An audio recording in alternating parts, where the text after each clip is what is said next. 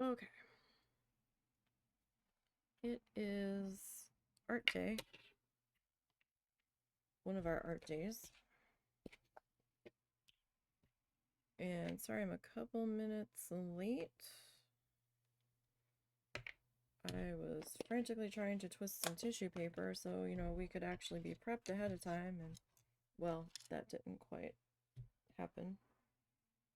I tried. Okay.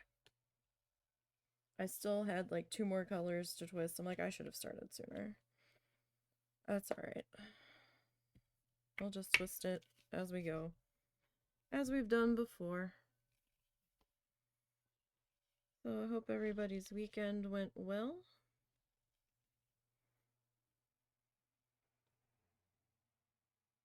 Getting started on a new week here.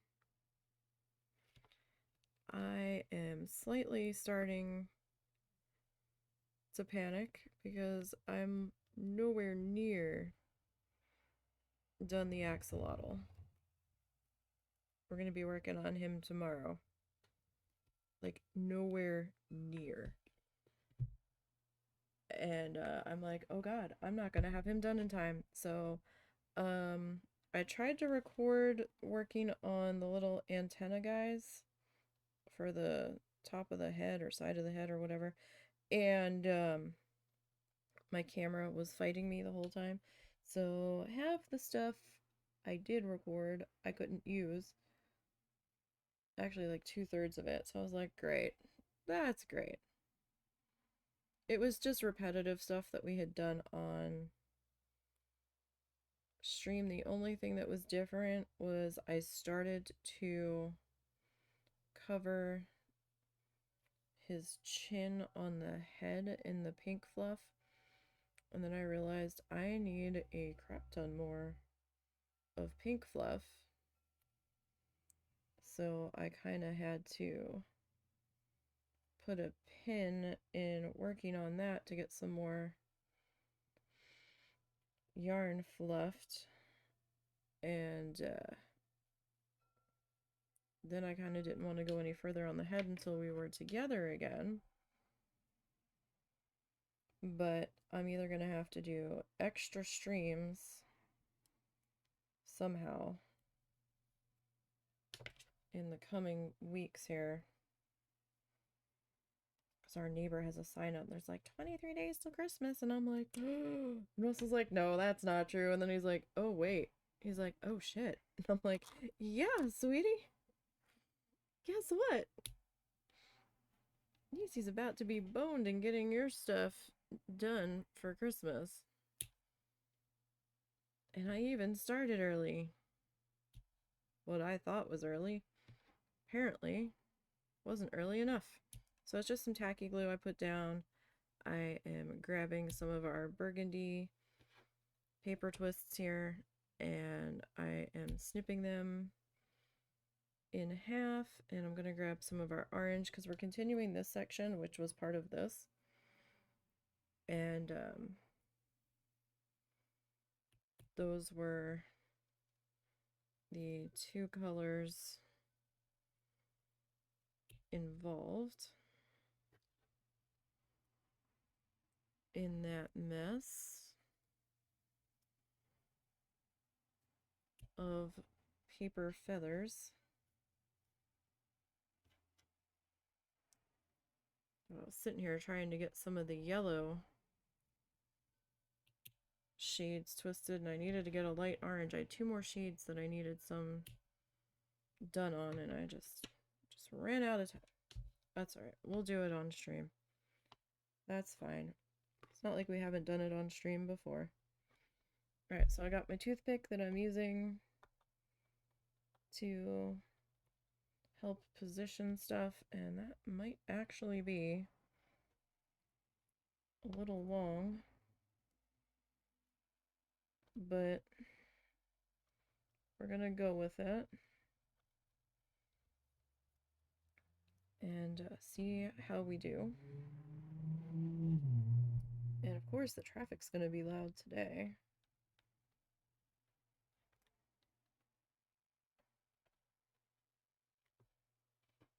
Like all of a sudden the traffic just got super loud. What the heck, man?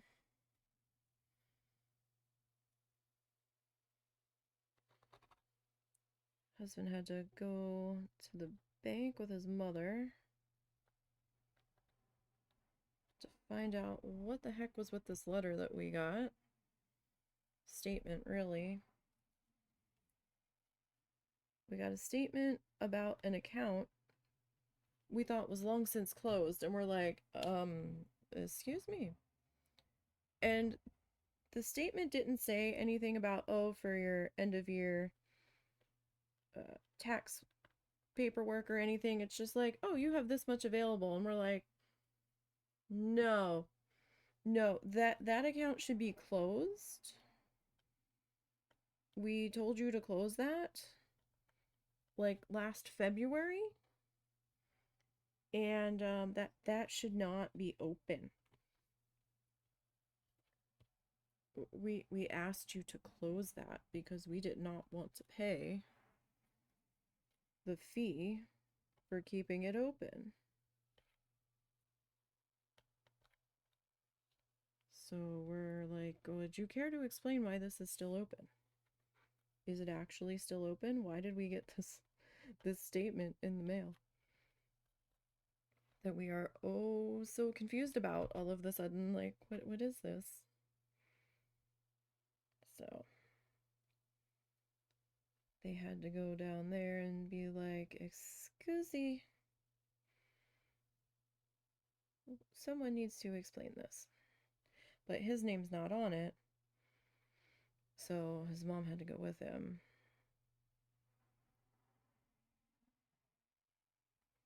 But he paid off this account previously, so we're like, no, Russell's going to find out what shenanigans are afoot, because what we're not doing is having this open and getting blindsided with either her drawing from it or suddenly a fee for it still being open. What we're not doing is that. So he had to go deal with things and stuff.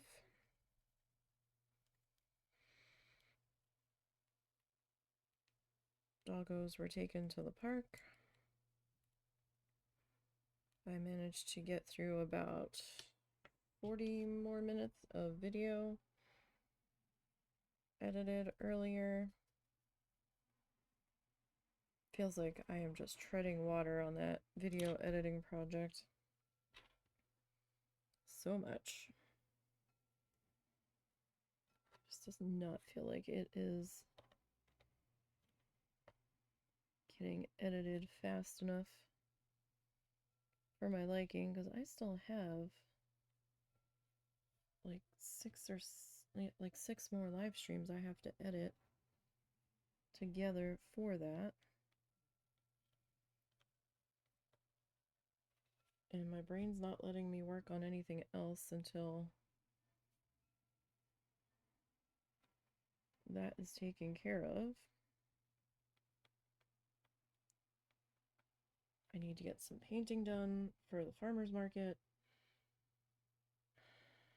because the oil paint takes forever to be handleable.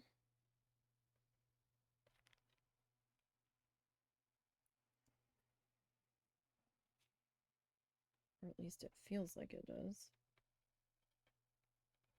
So I've really got to get some more of that dealt with. All of the things.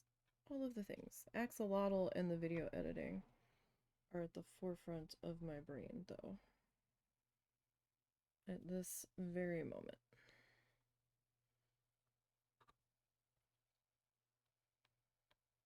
Because those are really need to get done status. Their deadlines are approaching. I don't really have a deadline on the video, but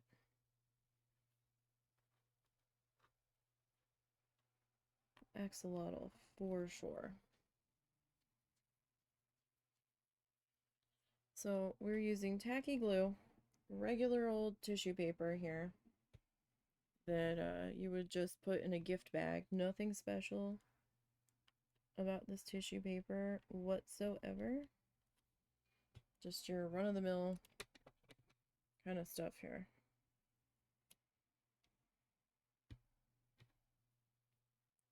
I had cut them in like 1 inch by something squares, and they didn't end up being that, but that's what I tried to cut them in. And then I just kind of twisted them.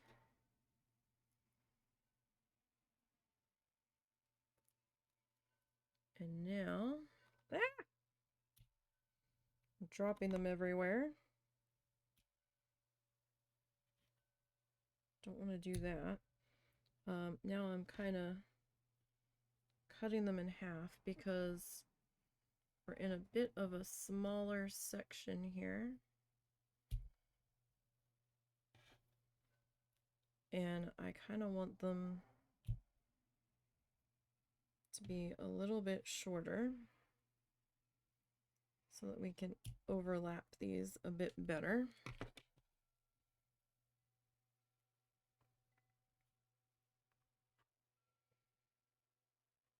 Because like this section needs to be small just because of the size of it. But like this section, I'm gonna have like try to get 2 rows in there.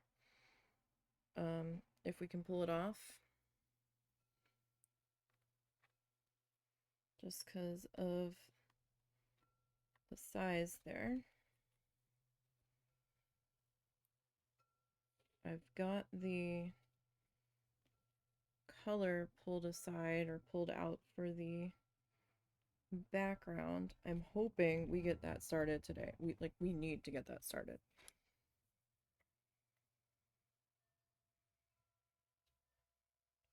For sure.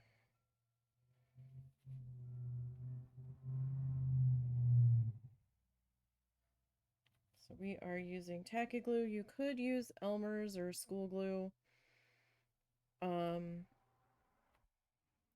It's going to be a little bit fussier to work with though, because it's going to be a lot runnier. So you're going to have to do slightly thinner amounts and let it start to dry a little bit before you start to put your paper down in there, or you're going to have to try to hold it in place till it starts to grab.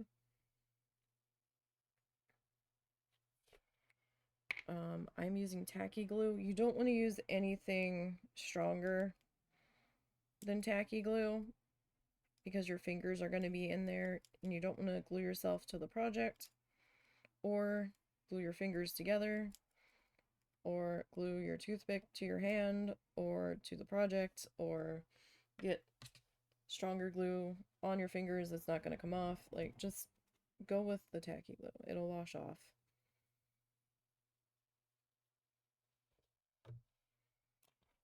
I think I got our tacky glue at Walmart last. You can get it on Amazon.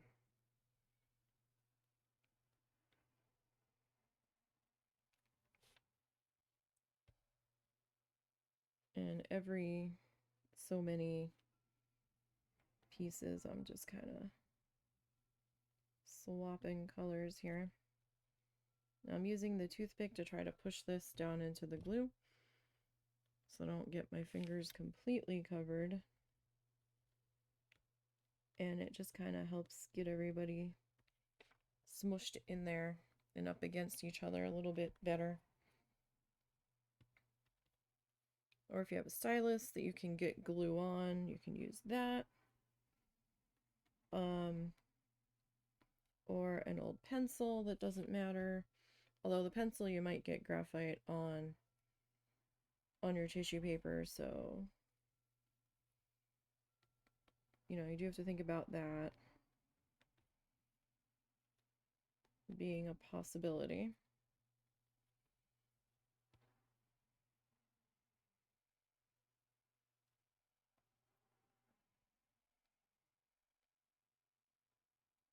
This is going to end up overlapping itself a little bit here. If I can get it to sit and stay put. Just because of how that is positioned. And we'll get this put into here. Mission successful? Partially. I need to talk to you about it. Okay, hold on guys, I'll be right back.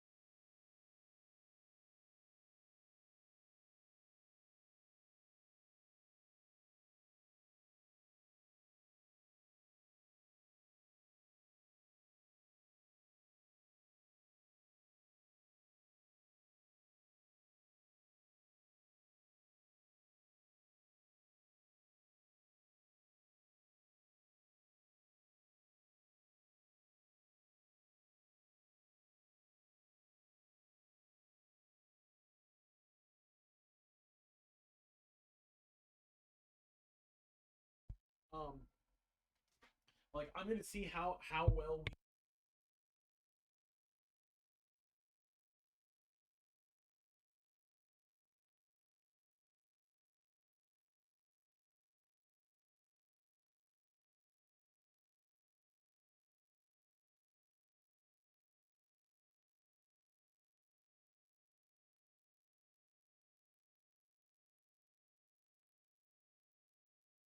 Sorry guys, husband had to fill me in on what happens with the bank. So sorry about that. Sorry about the radio silence there for a second. So I hope everybody's having a good Monday. Doesn't feel like Monday to me. I don't know what day it feels like, but it doesn't feel like Monday. I'm still having a hard time readjusting to the new stream days since we've gotten back. I know we've been doing this for a while. We've been back for a while, but it still feels weird. I mean, we streamed on Monday before, but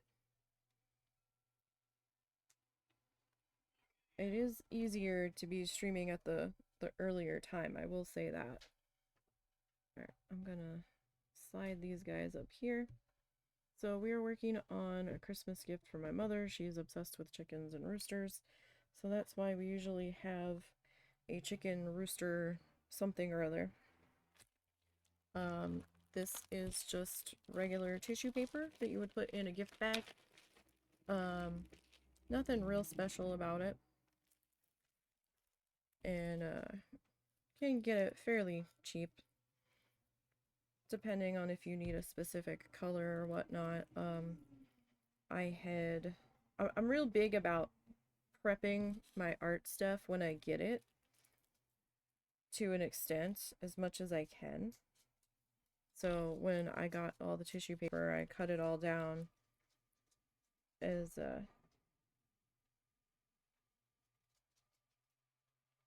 What's that noise?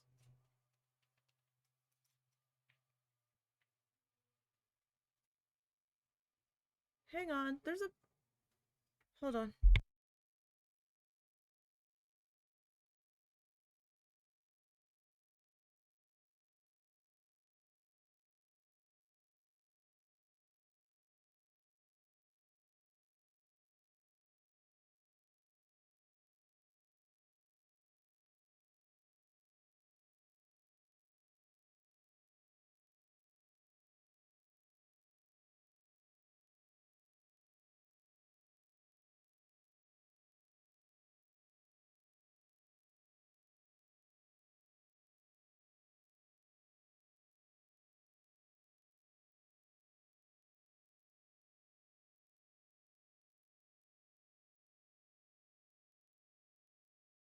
Sorry. I thought like a pipe burst or something. I'm like, what is the noise? Our washing machine is running. Russell didn't tell me he was throwing something in the washer. We already have an issue with a pipe making a noise in the wall, and we're like, why are you making noise? We think there's air trapped in it. And I had thought something else had gone wrong. I was like, oh no, now what's happening?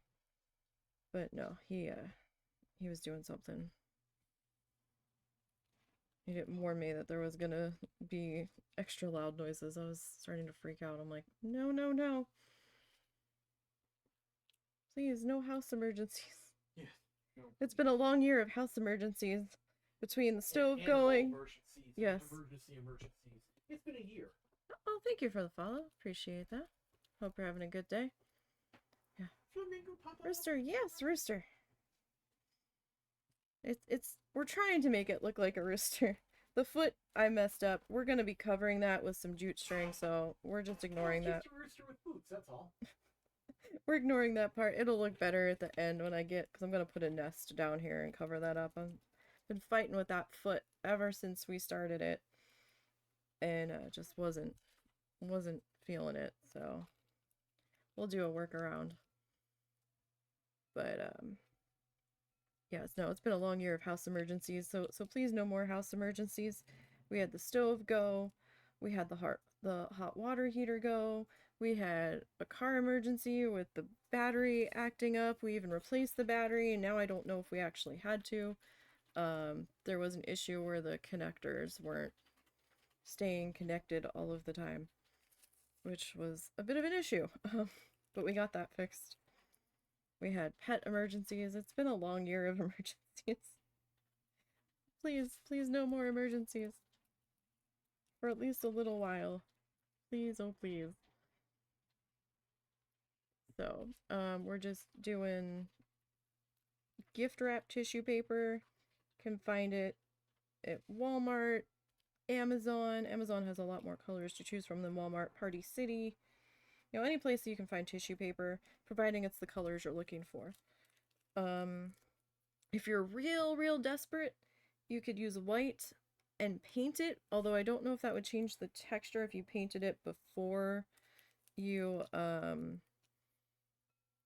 shaped it into what you wanted. You could, in theory, paint white after putting it down, but that might be a little messy and time-consuming. But if you're real desperate to get a specific color and can't find it, that might be your only option. But Amazon has a bunch of colors to choose from.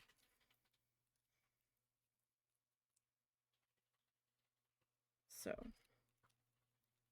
you can get multi-packs of just a variety of colors, or you can order specific colors on there. So we're getting the colors sorted for this section here. I needed some light orange, some yellow, and I'm gonna do a few of this like cream color. I don't need a whole lot of that though. Technically really don't have to do that color. I don't know, is it gonna be weird? Let me twist it first and get a better idea of what color this actually is. You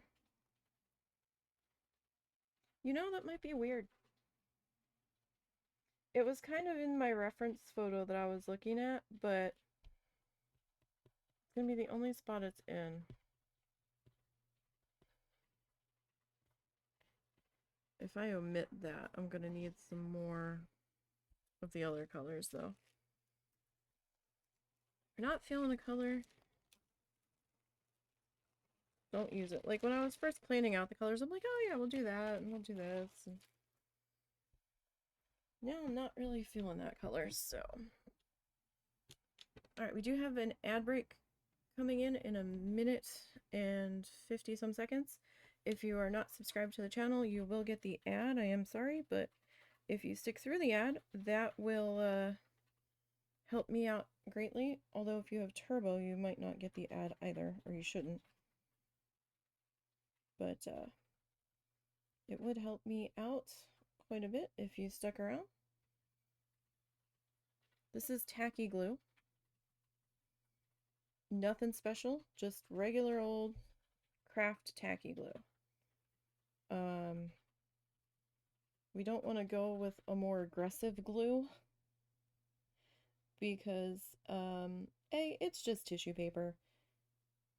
It doesn't really need to be anything more hardcore than tacky glue. You could go with like Elmer's or PVA or something, like kids school glue basically. However, it's a little bit runnier, so you might need to let it start to get a skin on it, but not completely dry before you start putting your tissue paper down into it. Or you might need to just kind of hold it in place for a couple moments longer than you would the tacky glue, just to get it to start to set up and stick. All right, I'm just cutting my twists in half here because I have a smaller section. If I can hold on to them to fill in here. Just craft scissors, and you want like the tacky glue, or if you can't get the tacky glue and you have to go to Elmer's or you want that because your fingers are going to be in this like I said earlier, you don't want to glue yourself to your project or glue your fingers together or any of that stuff. So it's just safer to go with the tacky or school glue route because less chance of problems that way. This probably could have been a little bit shorter, to be perfectly honest.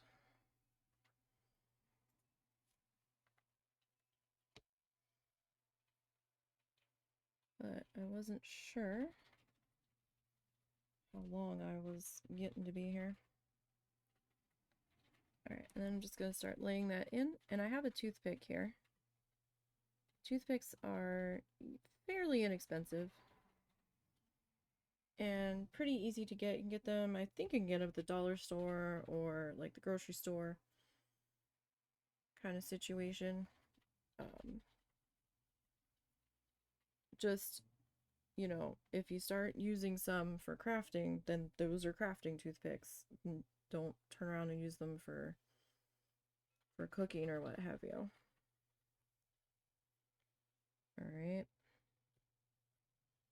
Remember, once it's entered the craft room, it stays in the craft room. Sort of situation. You never know stuff leaving residues or anything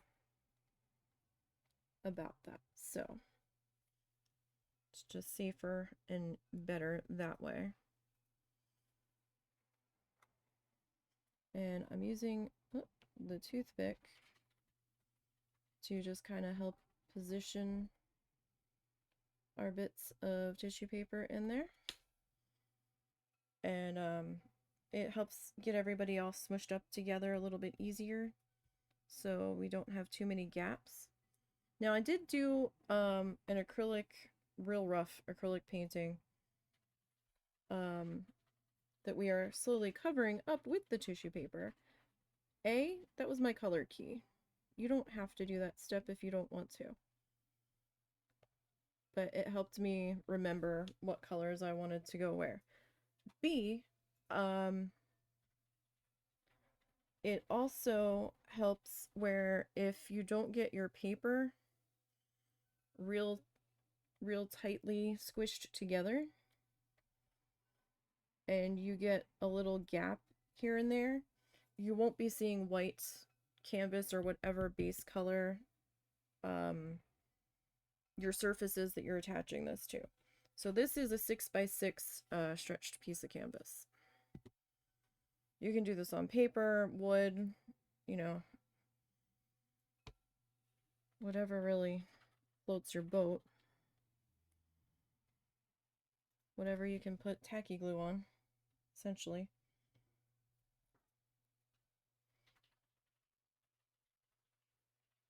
And we are working backwards. We're trying to work backwards. Because I wanted the feathers to look like they're overlapping each other.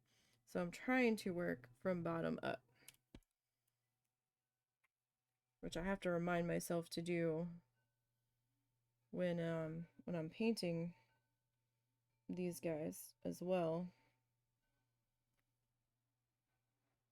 So that we can actually kind of get the layered look on the feathers. I'm just using an old medicine cup that we washed out and saved to put my glue in. They sell like little sauce dippy cups. You could use that. You could just put it on a paper plate.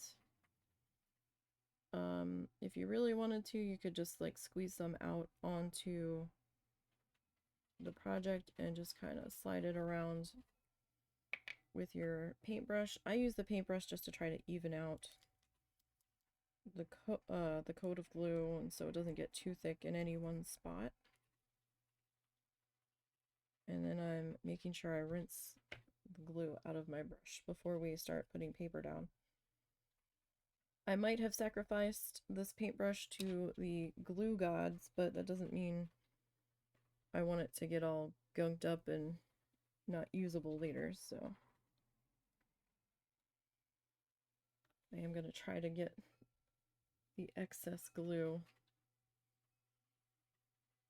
removed from it. And you will get some glue come up on your toothpick. You can just wipe it off.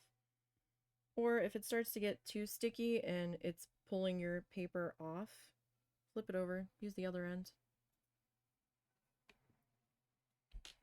Oh goodness, no, we're gonna deny that message. Oh, automod. Automod. Now I can't report it. Whatever. The bots have been out in full force the past little bit here, trying to post their messages of getting cheap viewers on this website or that website. And Twitch's automod caught that one. Maybe it'll auto-report it. Usually it's Moobot that's catching it. Ah!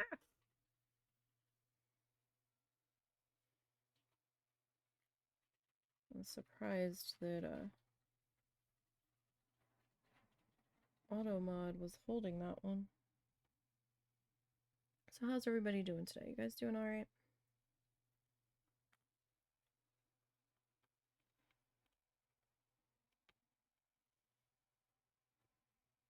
I hope so.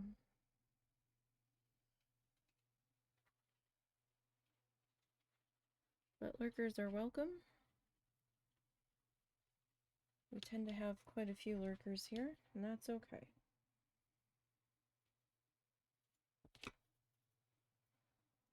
So we're okay with that. Alright, so let's go ahead and snip some more paper here. Now I have a big flamingo, a big tissue paper coming up, project coming up with flamingos and a sunset.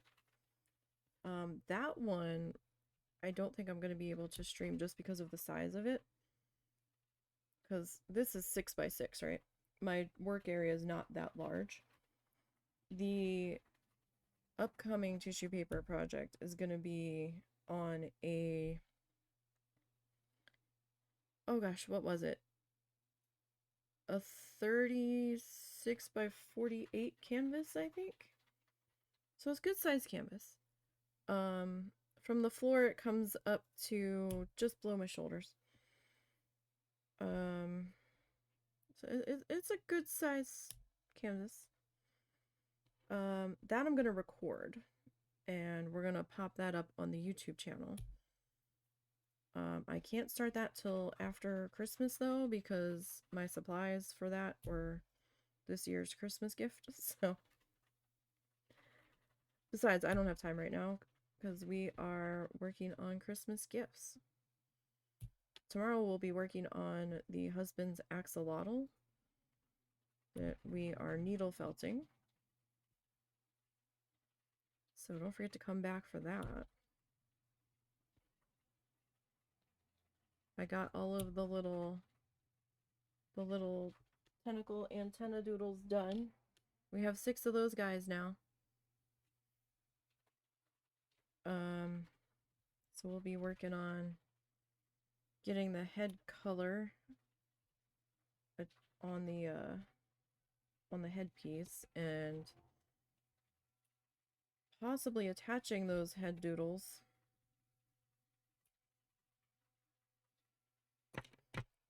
Alright, so we've got some more stuff snipped up here. Alright. So I have to kind of work a little bit quickly, because the tacky glue, while it doesn't set up instantly, it does set up fairly quickly. That's already starting to try to skin over in my little cup here.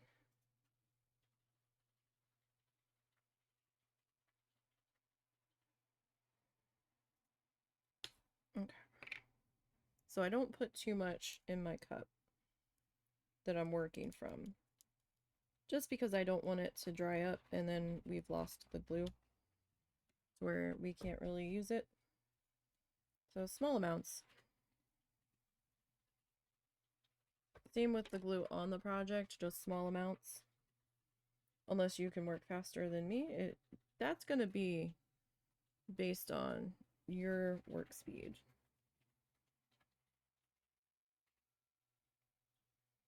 In all honesty, how much glue you want to put down as you are putting paper on there.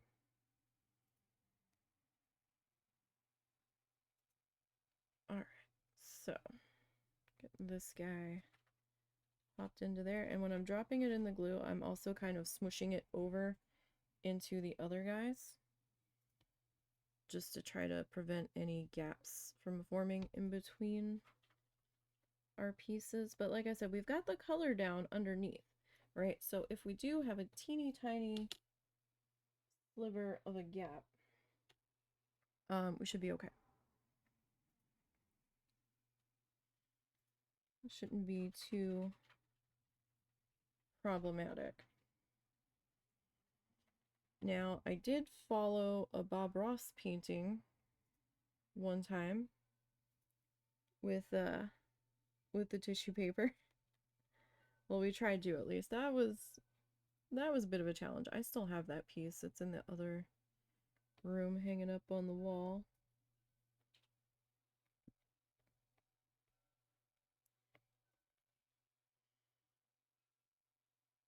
And we've also needle felted following along with Bob Ross tutorials before. We will be doing that again soon. After the first of the year, coming into January, we will be starting that. We're going to be making some magnets, except we will be needle felting. We'll be making needle felted magnets. And I believe I've figured out a way to make that work.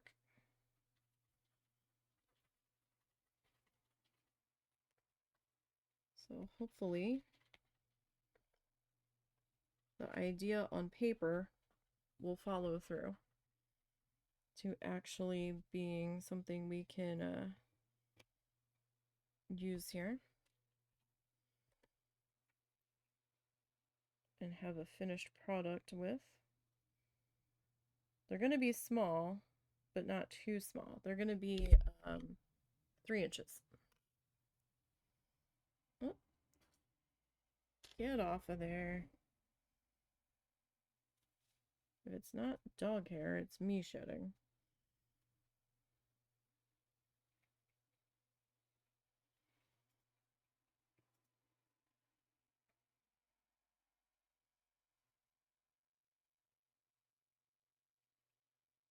Kind of surprised that hair wasn't pink, though.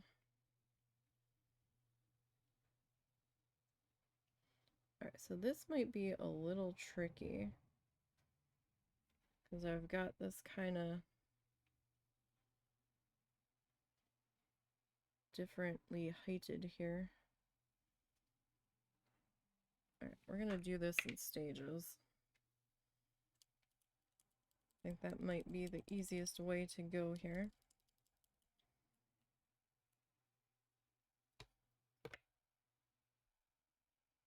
And that's also one of those old medicine cups that we either didn't end up needing, just used a spoon, or we washed it. I've got a whole bunch of these, right? I save them for art. They make nice little tiny water cups. Where you going? I'm out of. Oh. Yeah. Okay. He needed to run to the grocery store.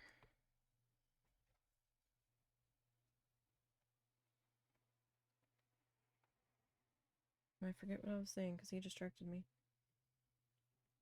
by putting on his coat and standing there. I'm like, what's up, buddy? What the heck was I saying? Oh yeah, we're gonna do this in stages because we are differently heighted here. So I want to try to keep that differently heighted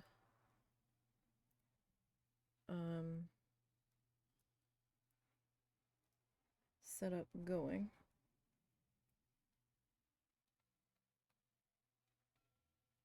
Oh, my feathers are going to be different lengths here. That yellow, those squares weren't quite the same 1-inch size that the orange is here, but I guess that's okay. Oh right, my hair that fell out. Surprised it wasn't pink, because that's what color my hair is currently, or at least most of it. Most of it's pink. So when we're all done with this guy, so that's not quite as long. Probably should have grabbed a full-sized one there.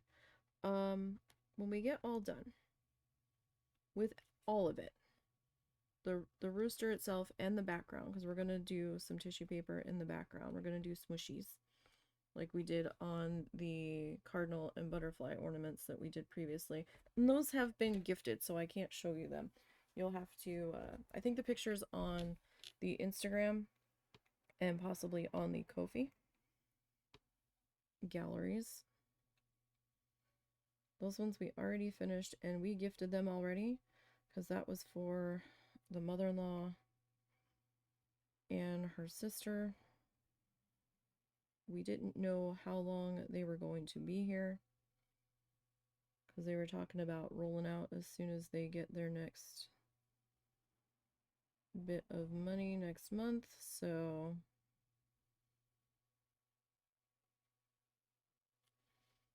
we were just like, well, let's just do this now because we're available to do this now, and the cats are trying to mess with everything.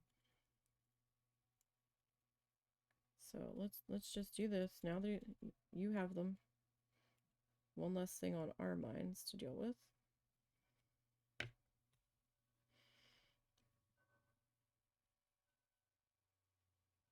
So you'll have to check the photos out on those.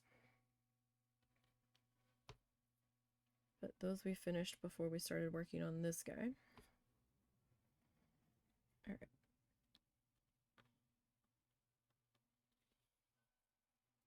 And we also have a couple other things for my mom that we picked up when we were down in Key West in September.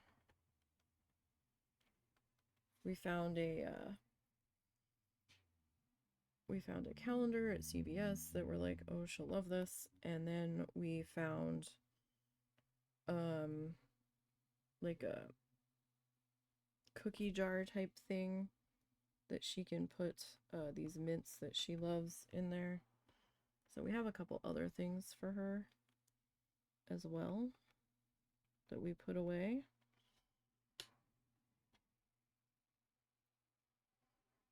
So this won't be her only gift, but it's sort of become a tradition now where she gets some sort of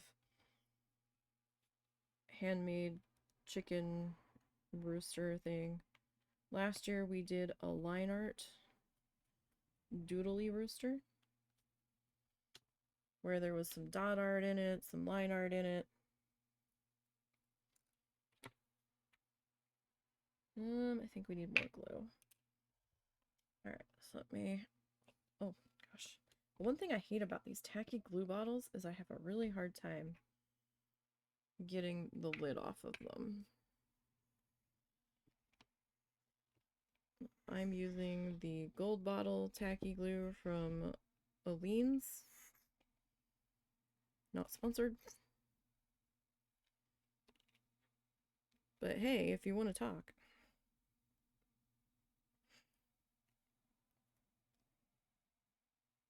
Because I think I've got 3 bottles of this size put aside for the other canvas. I have no idea how much I'm going to need for the other canvas project. But I have 3 of this size bottle put away. We'll see what happens with that. Making sure my brush is dry. It's one thing you want to make sure your brush needs to be dry before you go sticking it in the glue.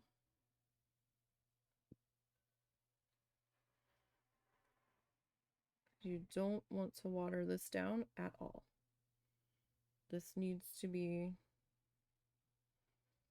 in its out of bottle strength form.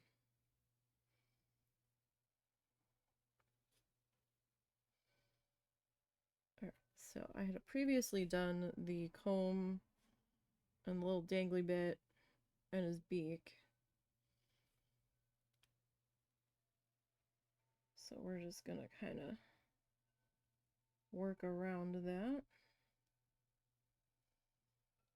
Now, when we get to the very end, right, and we've got Mr. Rooster done and all the background done,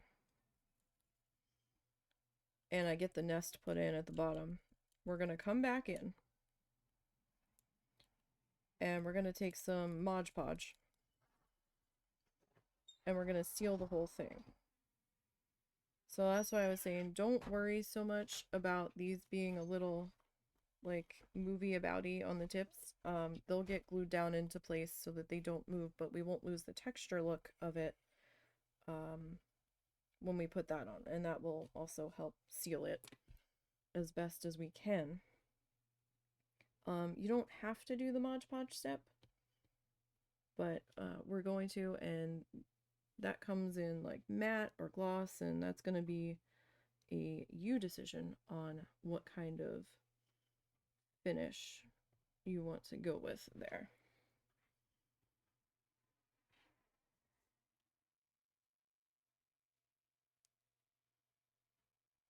So again, we're just going to drop that into the glue and kind of smush him on over so you can get to know his neighbor there. Now, you do have to keep in mind, as you're smushing this into the other pieces, right? If the other pieces haven't fully gripped the canvas yet and set up in the glue, there's a chance that you could smush these underneath the other pieces if they're still a little bit wet. So every so often, as you're smushing to the side, you want to come back and just use your finger and push down, just to make sure everybody's still in contact with the canvas. It doesn't happen too often, but it can happen. So that's why you want to use glue. Oop, dropping everything. I mean, you could use your toothpick to smush that down too, but that's why you want to use a glue that you're not going to have any issues if it gets on your fingers. So, no super glue, no Gorilla Glue. Those glues don't live here and are not appropriate for this project. If you're having trouble holding on to stuff, onto the little pieces, you could also use some tweezers. Make sure that those are now craft tweezers.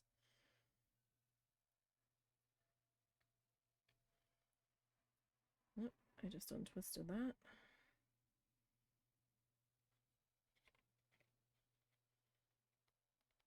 Alright.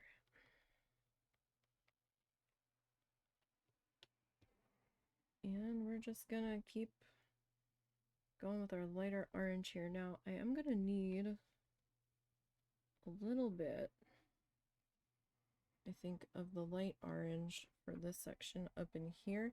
This section is going to be kind of similar to this, but I'm going to throw a little bit of this light orange in there with it. So this dark green was actually supposed to be like a tealy kind of jewel tone sort of color, but I did not have that color tissue paper, so we sort of had to improvise. I could have tried to paint some white tissue paper, but I just wasn't feeling that level of making a mess, so I was like, I don't know if I really want to go that route. So I just used 2 different shades of green. That's what I had. And you know, it's art, so we can change it a little bit. Didn't have to be exact coloration. I mean, I suppose if we really wanted to, we could have made a pink rooster. Alright, I'm just snipping the rest of this light orange in half. Because we're going to have at least 2 rows here. More than likely.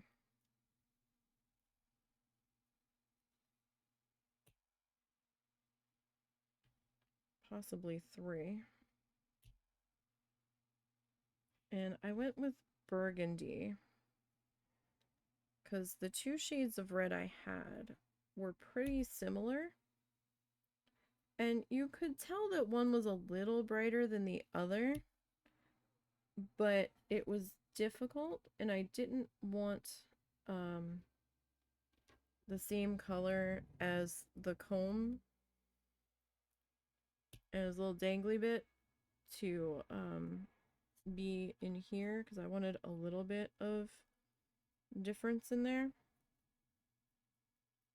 So I didn't want it to look like it was all running together.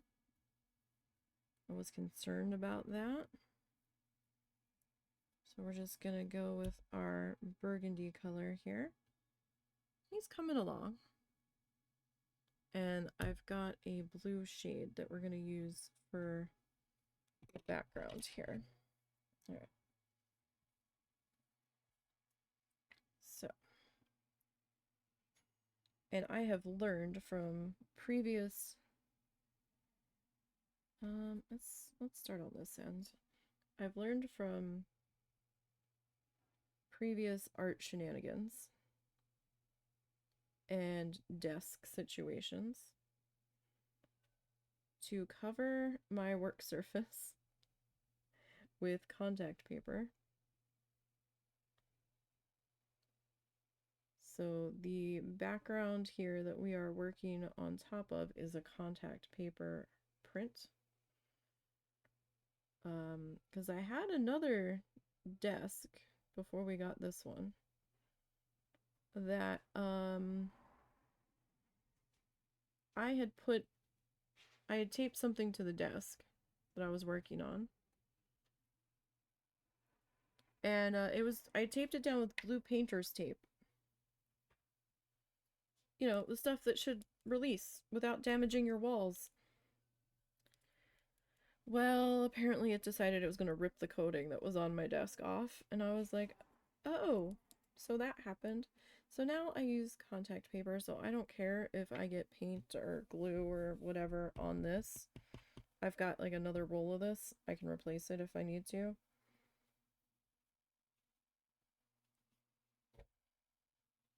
So it's like, yeah, that's fine. So, I mean, I've got some paint on this. I've got some glue on it. I spilled a little bit of water on it. It wipes off like a dream. What are we doing? This color. Okay. So, let's work on starting to...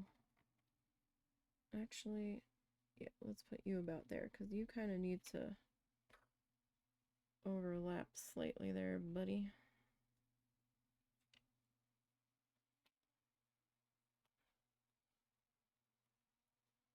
Alright. So I'm going to have a slight little bit of glue edge there that we're not going to be sitting that in, because I do want this to sit here. Like, I want a little bit of overlapping on this part.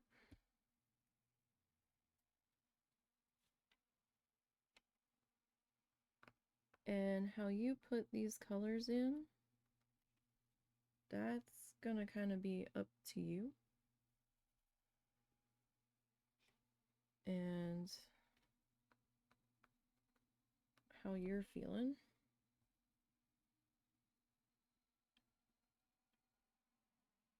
I'm just kind of grabbing some shades here.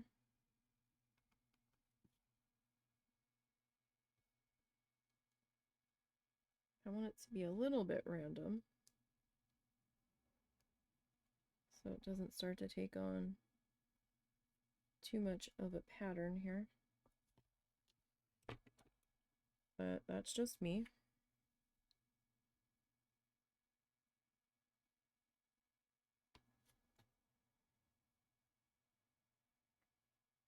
Now, if your glue gets too thick where it doesn't want to come off your brush,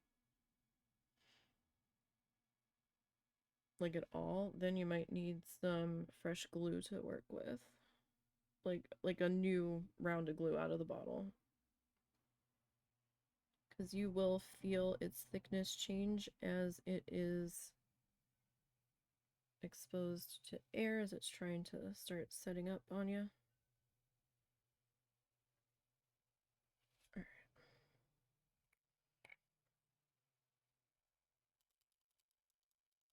My goal today was to at least get the background started, because I did paint the sides of this because it's kind of a gallery wrap where the edges are paintable, so it doesn't necessarily have to be framed.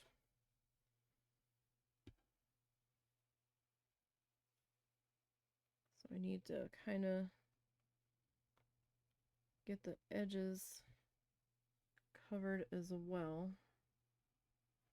I'm not sure if we're going to start on an I don't know if we're going to start on an edge or got my thumb in it, or if we're just gonna start on the top and then move to the edges. I mean, that is something we could do.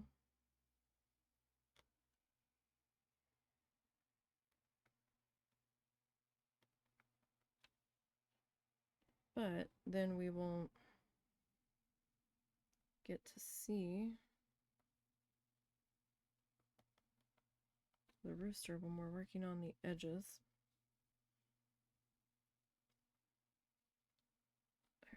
This guy. Yeah, it's okay if this line's not even, because it's gonna get overlapped on a bit. So that's okay. No panics. We don't need to panic. We're doing tissue paper and glue here. Everything's okay. Nothing to panic about. Gonna be all right. Oh, what's happening? We got a raid. Well, thank you for the raid. Welcome in, Kiki and friends. Hope you are having a good day. Thank you for the raid. I appreciate that. How was your stream? I'm Nisey. Welcome on in. Hello, hello. Welcome, welcome. Welcome in, everybody. Oh, thank you, thank you. Let me move my mouse out of the way. Tissue paper art, and it's so cool and unique. Oh, thank you. Thank you, everybody. Welcome in, welcome in. How was your stream? I am Nisey. Thank you very much. We do games 2 days a week and art 2 days a week right now. Today we are working on a tissue paper rooster on a 6 by 6 inch canvas.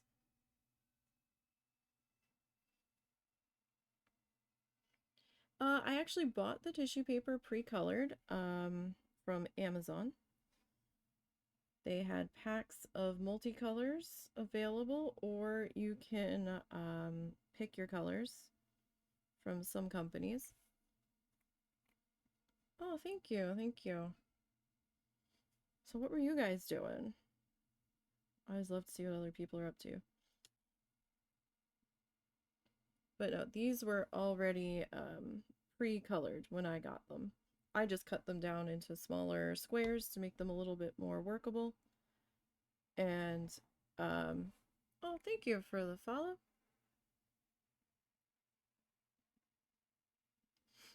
And so, like, approximately 1-inch squares is what I cut the tissue paper down into. And then,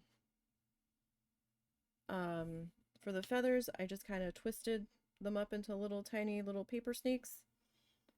And we're using tacky glue to attach the paper with. You could use Elmer's or like PVA, but you were also art fouling today. You're a sculptor. You're sculpting a goose from the Untitled Goose game. And oh, nice. Well, thanks for the follows, guys. I appreciate that. Very nice. My mom's obsessed with roosters and chickens. So this is her Christmas gift that we're working on. We usually do some kind of rooster for her. So that is what we are doing today. We started this one last week. You're always interested in work processes, gives you the knowledge of ways to do stuff. Yeah, like it's kind of cool to see how other people are approaching doing stuff. I have another tissue paper art project I'm going to be working on soon, after Christmas. And I get the supplies because the supplies are part of my Christmas gift this year. I'm going to be working on a sunset with a couple of flamingos in it, and that's going to be on a 36 by 48 canvas, I believe. 36 by 40, excuse me. Or was it 30 by 40? Something like that. 36 by 48 maybe, I think is the size of it. And I'm going to have to record that one because it's too big to fit in my streaming area. So that's going to be going up on my YouTube channel as I get work done on that. So YouTube channel is the same name as here. There should be a link somewhere down below to that. Yeah, it's gonna be big. It's gonna be a big long-term project. It was originally supposed to be bigger, but we didn't know if we're gonna be moving in a few years. And the thought of trying to transport the larger one, I think we were originally looking at, because my husband Russell, he's like, no, you should really go big. He goes, you never work big. I think you should do something big with the tissue paper art. And I kind of looked at him, I'm like, I used to paint on large canvases when I had the room too, and the money to get the large canvases. I'm like, I looked at him, I was like, you understand how expensive a large canvas is, right? And he goes, how much is it? I was like, could be like $100 for just the canvas. He goes, that's okay. And I'm like, you're willing to fund that? He goes, yeah. I was like, that's also a lot of tissue paper. He goes, yeah. He goes, I'm expecting to be like $350 for supplies. I'm like, okay. I got it down to I got it down to approximately like 175 going with the smaller canvas, because I didn't want to transport a 48 by 60 canvas across the country if we end up moving to where we're thinking about potentially moving to in a few years. I'm like, that's gonna get damaged. That's gonna be a pain to try to move. So my partner does the same thing, only we're a fair bit more pro. You've got 136 by 40 frame that you got from Goodwill. So like he goes, you never work on anything big. I says, because A, we don't have the room right now. And B, we were pretty broke for quite a while. We're still kind of broke, but we're not as bad as we were. It's not as dire as we were. But it's still not like just throw money at the wall kind of situation. We can't do that. We have to think about what we're doing. So that's why most of my supplies for this project were a Christmas gift. And I managed to get the price down a little bit more. As the canvas ended up being, the 36 by 40 canvas ended up being, oh gosh, how much was it? Like 40 bucks ish. It was under 50. I remember that much. I hate shopping at Hobby Lobby, but they have the better prices in our area, and we don't live close enough to Michael's. And Michael's can be a little bit more expensive. And Joann's, whenever I go in there, they have nothing. Like they never have what I'm looking for. Our Joann's is not the greatest. They're always out of everything, and it looks like the store got ransacked every time we're in there. Oh, thanks for the lurk. Appreciate that. But he does digital art. I do physical art. But he's like, yeah, I think you should do a large tissue paper one. So that's what we're going to be working on. And I'm going to have to record that. So like I said, that's going to go up on the YouTube channel in bits and pieces as I have time to work on it. That's also why we reduced the stream days to 4 from 5. Part of the reason, so I have an extra off-stream day that I can putz around on off-stream projects. But we are slowly working along on our rooster here for the Christmas gift. And we are almost done the rooster itself, and then we're going to start the background. I messed up on his foot so bad that I ripped the tissue paper off and actually ripped some of the gesso off. You can actually see some of the canvas, the raw canvas under there because it pulled the gesso off. I was so mad. I hated it. I'm like, nope, you gotta go. And I tried to redo the foot. So this was actually put on here tracing a cookie cutter. So that's why it looks a little oddly shaped at the bottom. I traced a cookie cutter that I had picked up. I had picked up a set of Rooster cookie cutters one year when I made my mom Sculpey. I took some blank. I took some solid white Sculpey and rolled it out and took these Rooster cookie cutters, the smallest size out of the set, and cut out a few small ones that we painted on stream and turned into Christmas tree ornaments for her. And I had 2 of the other sizes, and this was the large size of that set of cookie cutters. I'm like, you know what, let's just trace that and save myself some transferring of image headaches, and we'll use that as our base. And I forgot that the foot was going to be weird. So then I ripped the foot off, tried to redo the foot, and I still don't like the foot. I'm still mad at the foot. So I've got some jute. Jute string that I'm going to, after we get the background on, I'm going to just make a little nest for him to be sitting in.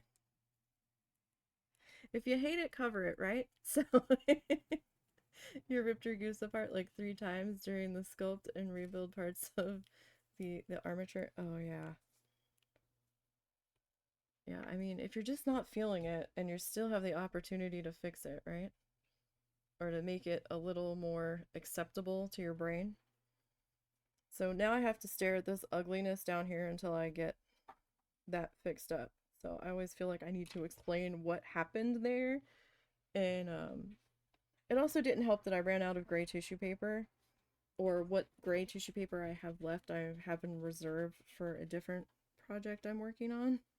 And I didn't want to use it up until that other project got completed. So this is actually silver tissue paper that was metallic but matte on the one side where it looked kind of gray.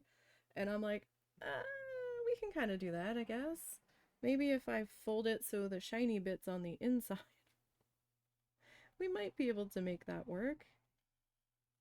Quite possibly. So that was my attempt. You can, like, there's a little bit of shine coming through on the foot. The beak was pretty covered though. So got that. But yeah, the husband's more into digital art. I tried. I have a hard time with the digital art. I have this thing where I guess I need to touch it, or else it doesn't really work in my brain. Sorry, I'm just changing how I'm sitting here. Without a face cam, can't really see what the heck I'm doing. But he did all of the emotes on the channel and the little overlay pop up with all the flamingos and stuff. So that was all him.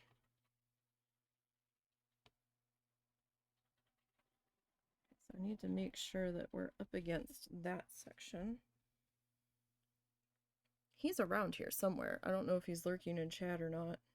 Not yet. You missed it. We had a raid and everything. Aw. There was shrimp flying everywhere. Aw, I missed my shrimp. Yes, you missed the shrimp. In case you did not mention, I actually made all the art on her channel. Yeah, that's what I was just talking about. Yeah. So I missed my shrimp, damn it. Yeah, you missed the shrimpies. Such a learning curve, and you're just getting into digital art now. Yeah, like I've tried to do the digital art. The most that I've used digital art for is I feel really silly saying this, is to take several photos that I liked, and I went in with the photo and did a layer on top of the photo, and I started sketching out the elements that I wanted on our art pad, like doing like a sort of like a trace, and putting that down on one layer. And then I did that with each of the different photos to try to make one reference. And then after merging all of those together, and then I printed that out, and then I made that into a transfer for a piece that I had worked on for my mom. And I was like, well, I really like this tractor, but I can't draw a tractor to save my life. And I am on a deadline. So I found a reference photo of a tractor, kind of drew around that and added that to where I wanted it to be in the photo. And then I'm like, okay, well, I like this barn thing here, and I like the position of this rooster here. So I kind of used it to merge everything together into one reference image that I could make something out of. But I'm going to try to dabble a little bit more into the digital art, because where my jam is, where my comfort wheelhouse is kind of like the adult coloring book kind of situation, where you're doing the blocks of color and you're doing like the doodles inside, kind of like a Zentangle and dot art and line art and all that kind of merged together. That's like my jam. So I'm gonna try to, when I can take the art pad back, start to use that to try to get some images to maybe try to do some like coloring book kind of thing.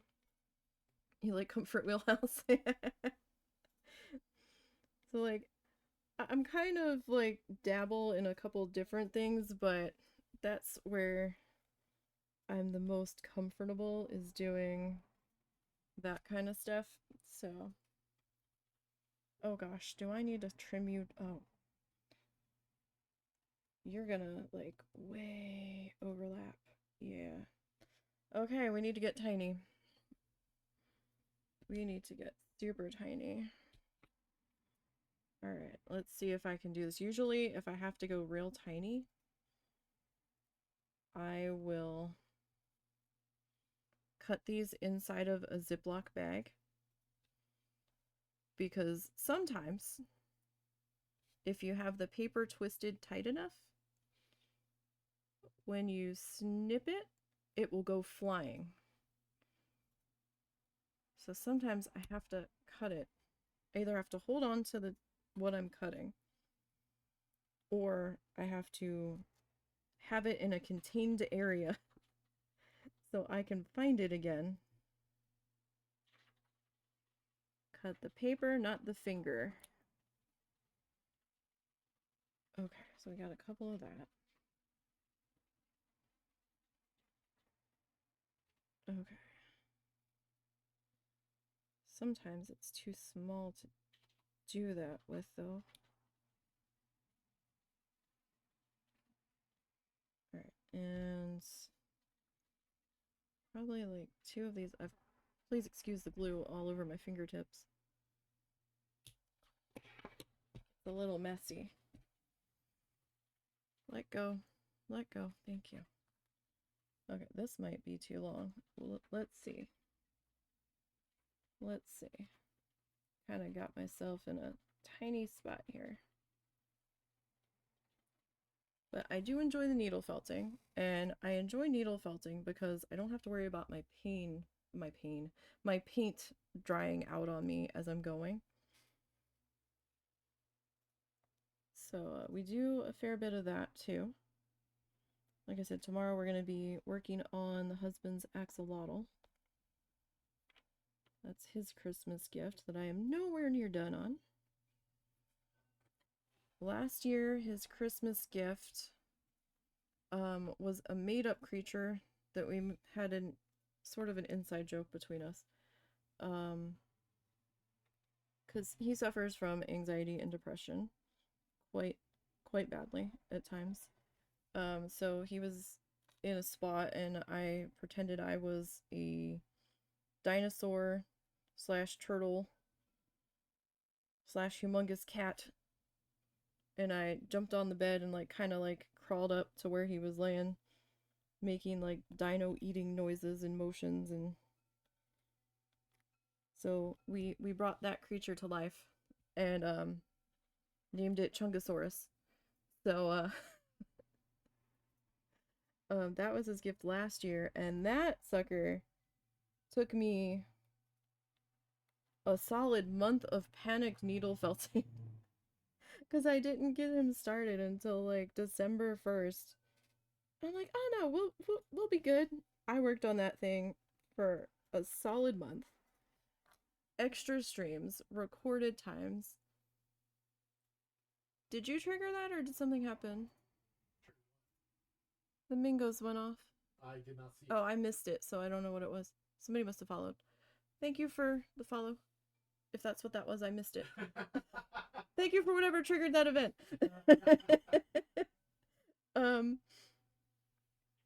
And I still didn't get him done till like New Year's Day. I felt so bad. So I'm like, oh no, we'll start the axolotl like in October. It'll be fine. It'll be fine. Yeah, no. I have the body, I have pieces of it, right? So I have the body of the axolotl, okay?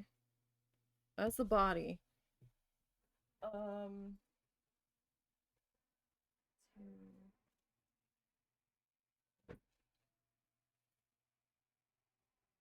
see, is that all of it? I have the head. 1, 2, 3. Uh-oh. 1, 2, 3, 4, 5. Oh, there you are. Oh, 6. I have the 6 thingies that come off its head. I still have to make leggies I have to make 4 leggies, and we have to color the rest of it and attach head to body. So I have it. This thing's like the length of my arm. We're zoomed in to see the rooster here, so it's a good size. The body's made out of polyfill on that one, because I didn't have a bunch of roving to use for the core. Roving's expensive.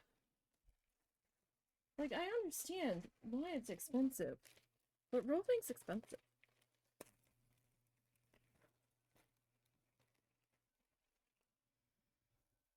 Yeah, we picked up an art pad and some time ago, and we just hadn't used it that much.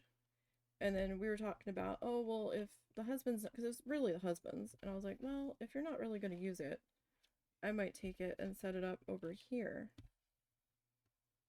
So I can try to figure out the whole, like, coloring book vector art stuff. He tried to teach me vector art, but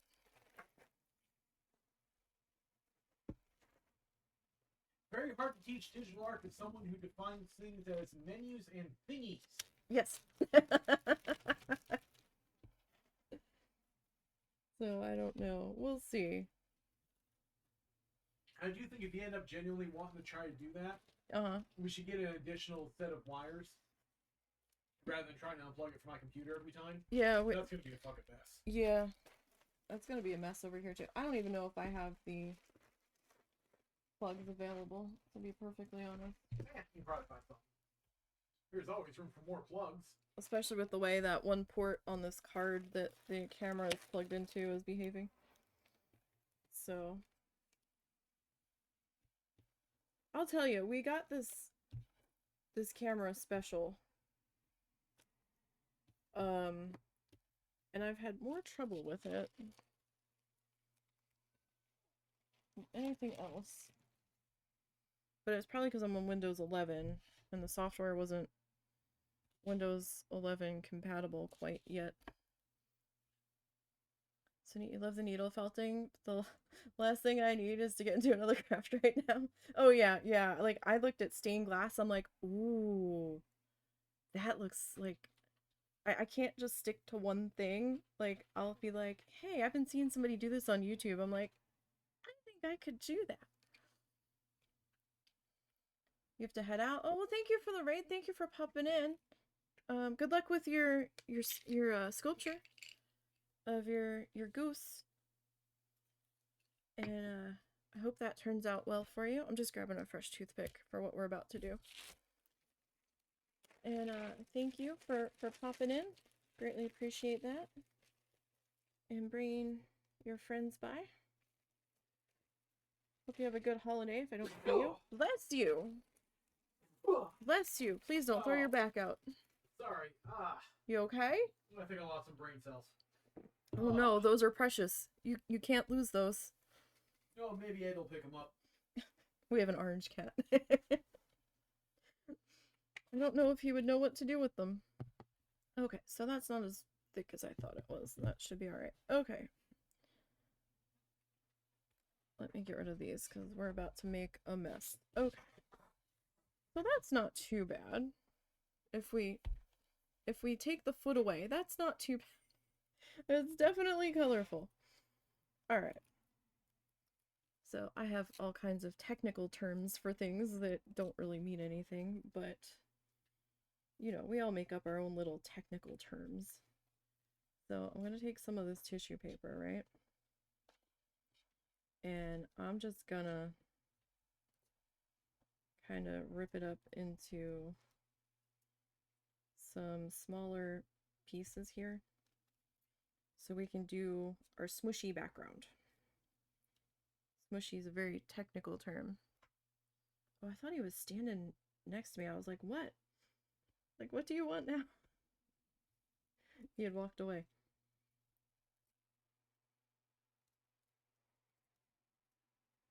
I heard him walk in, but I didn't hear him sit down, and then I didn't hear him walk out. So, we are gonna rip all of this up.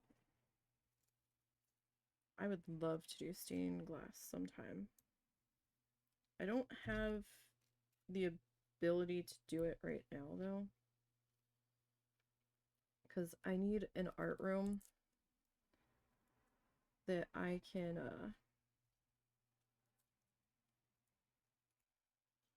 have the ability to have windows open and, like, fans running. Or have, like, a screened-in porch that I can be outside grinding the glass down on to smooth it. Or like an art room that I can shut the door to keep the cats out. Because the one cat is into everything. And no matter how hard I try to get him to stay off of my desk when I go to bed or when we leave to go run errands or what have you, all bets are off.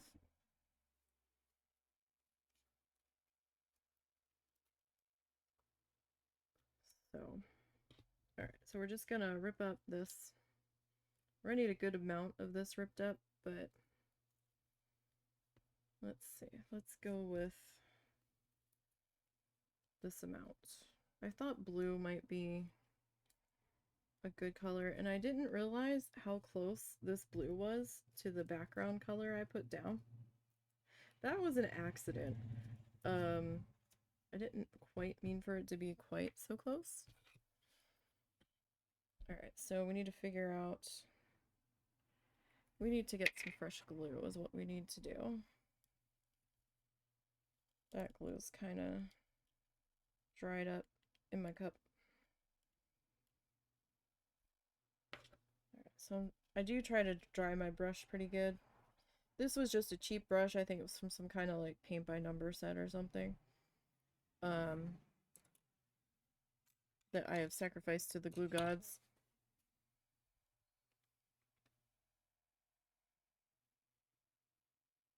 Oh. Sorry, something made a noise. I'm like, what was that? I thought the cat was in the pantry again. We don't have a door in our pantry. It's just like open shelves. And the one cat's obsessed with jumping up in there and finding whatever bag crinkles the best and tries to rip it open. He's obsessed with bags of pasta. So like if I get a bag that has pasta in it and it makes this wonderful crunchy crinkly noise,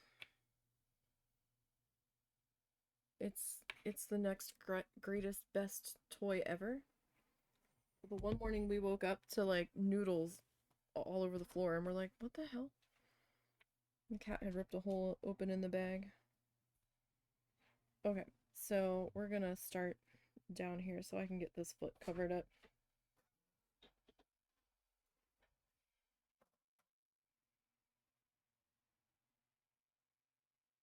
And I am eventually going to be getting, like I said, the jute put in here. So this foot will be covered entirely.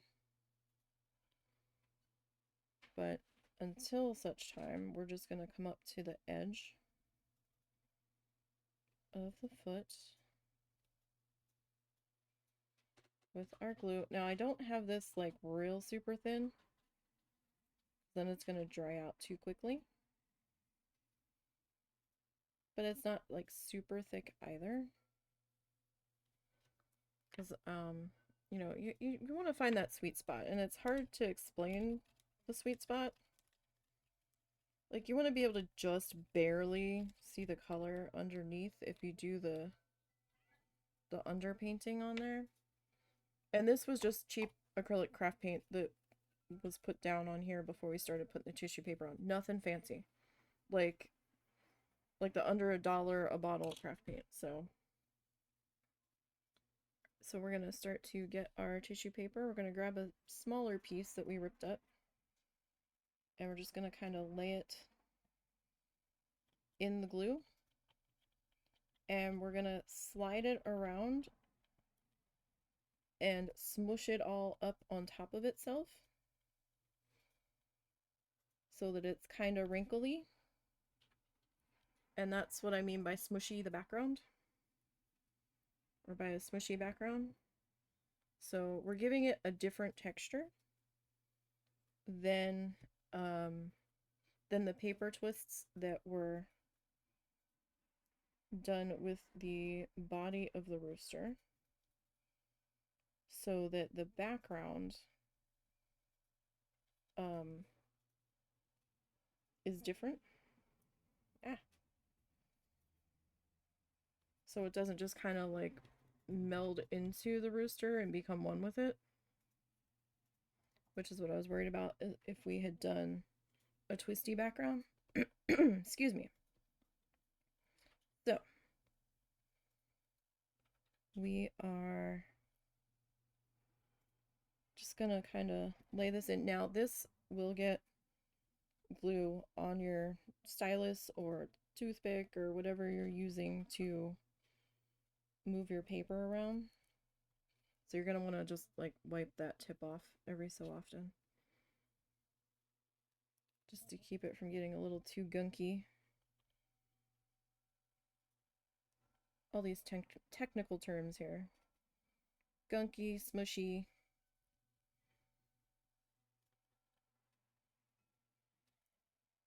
I have a whole new vocabulary.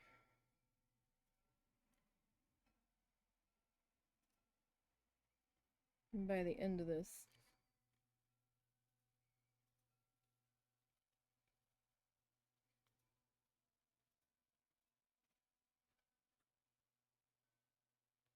all right.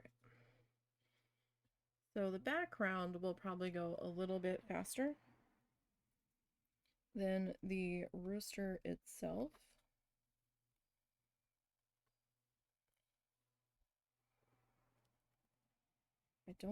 What time is it? Okay. I don't know if we're gonna finish this background today. I would sure like to.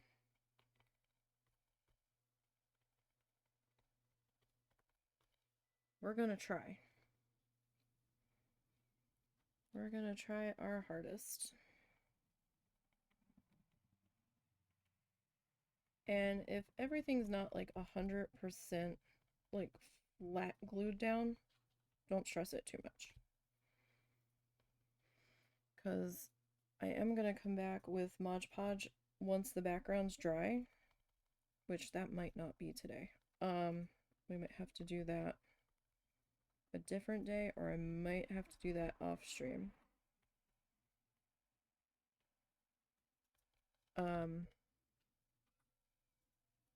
And do a layer over the whole thing. Well, that's another thing. Don't have a fan on blowing anywhere near your tissue paper, because it's gonna fly.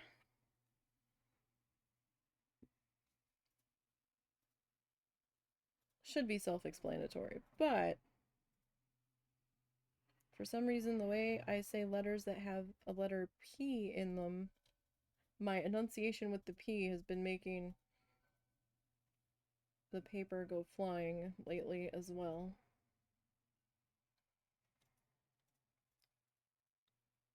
So we're just gonna get this all smushed into here. And you know, tissue paper you can get fairly inexpensively, depending on how many colors you need. Sometimes you can find it for like 99 cents a pack, and it's not a whole lot in there, but it's enough to do something small with.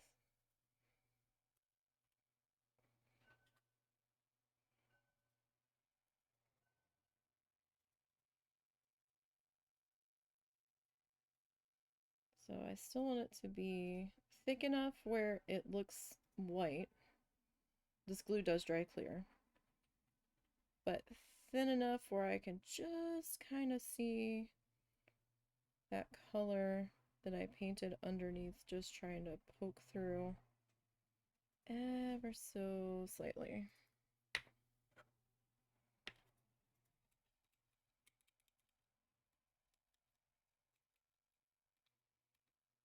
Now, I'm not sure how much of the glue that we've used, how much we've used on this, because this bottle was not full.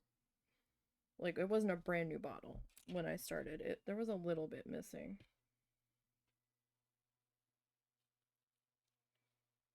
But we've also used this same bottle for the other two ornaments that we did. And like I said, those photos you can find on the Instagram or the Ko-fi link. We've got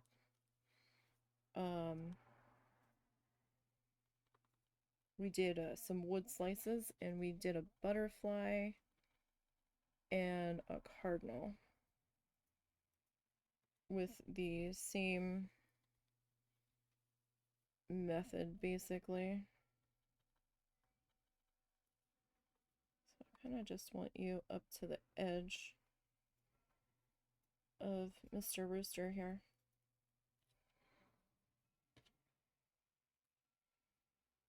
And I kind of ripped these into smaller pieces so they were a little bit more manageable.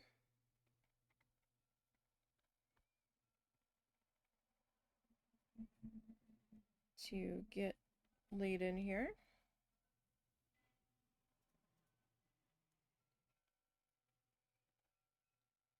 And I kind of want them wrinkly and just kind of squished all in here on top of the other pieces. Because when we go to do the Mod Podge on top of it, it's gonna actually accentuate some of our folds and creases and stuff, and they'll be a little bit more visible when we put that on there. And it'll also help take care of any little loose pieces that maybe could have had a little bit extra glue on there.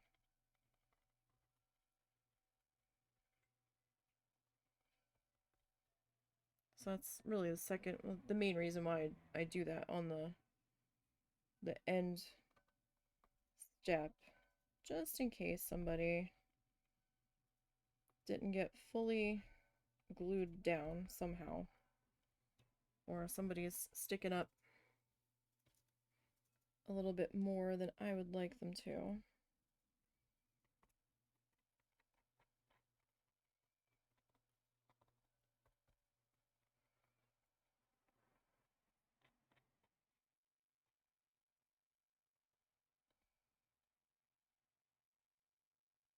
Alrighty.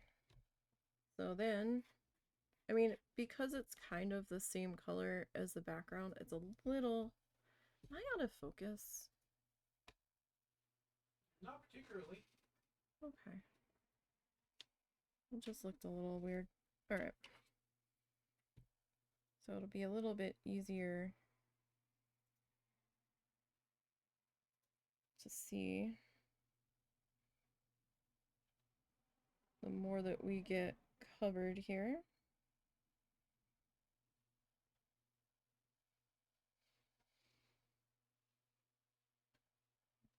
And I don't know how long it's going to take to get the background color in.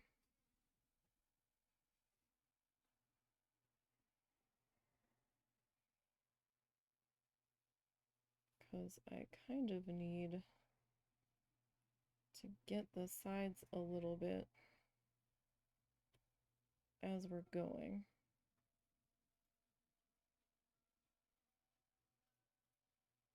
So I'm gonna kind of bring this up over the edge a little bit here. I'm probably being a little ambitious, the amount of glue that I just put down there, but we'll see, we'll see. Alright, I'm gonna rinse my brush, the glue out of there. So this is just a washcloth that has seen better days, so we had to take it out of use rotation, so I'm just using it for wiping paintbrushes on now. Might as well. Right? It still has some life left in it for that at least.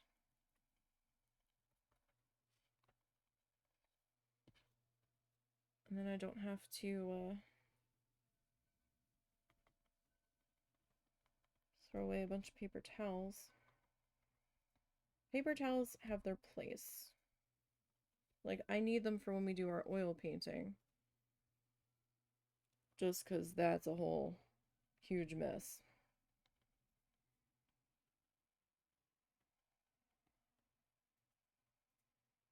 That I just don't want to deal with. Cleanup needs to be as easy as possible with that.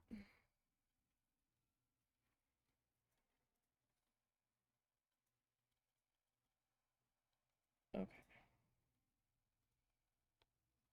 Just kind of smush you.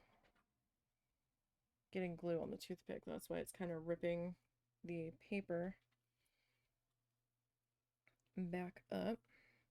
And don't forget to every once in a while kind of rub your fingers together just to make sure you don't have any glue stuck on there so that the fresh glue doesn't try to pull off the little gluey bits on your fingers.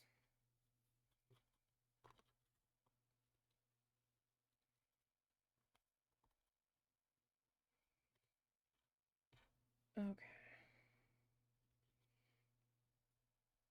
So this might be a little bit trickier to a degree to get it kind of smushy on the edge.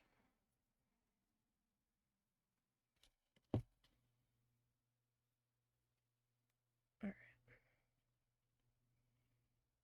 Like, I'm torn with doing the edges now or later.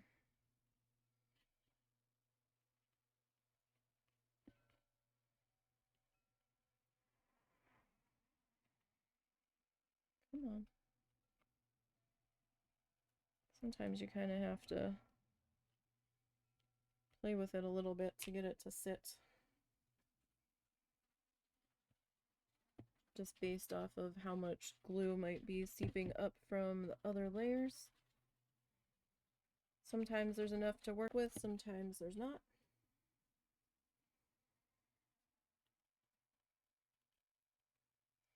But then again, if you're gonna frame it and you don't care about the edge, then, you know, you don't have to worry about the edge. You don't have to worry about overlapping it really at all.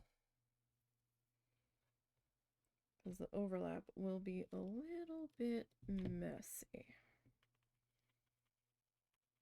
Which is why I'm glad we've got this contact paper down, because it should not necessarily stick to it very well.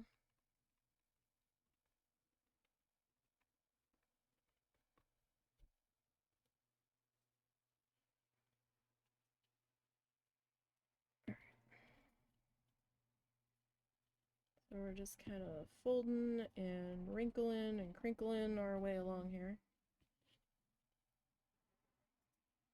And I also ripped up this paper to be smaller pieces so that we had an easier time of doing this, right? It's a lot easier to overlap and smush smaller pieces together. See, that foot looks better already. I'm still going to do the nest though. Still going to do that. But before I do that, I definitely need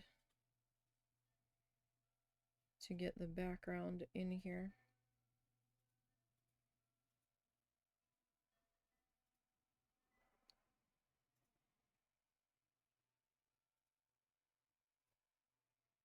Or at least that's still the plan. So we probably won't completely finish this today. We'll see. We're going to try. But that kind of depends. Because I still have to get the nest put in here.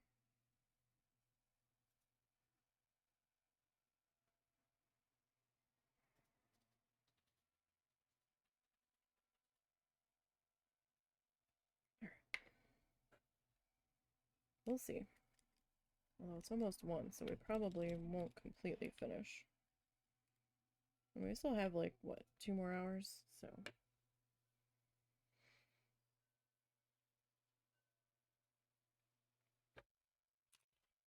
Alrighty, next bit of paper, please. Okay. Let's start to get you kind of smushed up into here.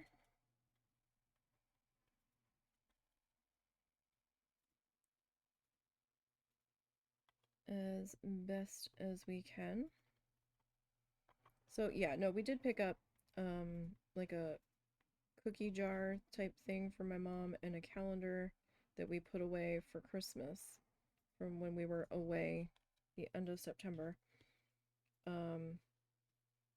We finally got to have sort of a second honeymoon. It was the first time we'd been able to go on a trip where it was just the 2 of us. For part of it, at least. Like, we dropped my mom off at her sister's because she lives with us and she can't really be on her own. She's not very steady on her feet. So we took her to her sister's because it was on the way.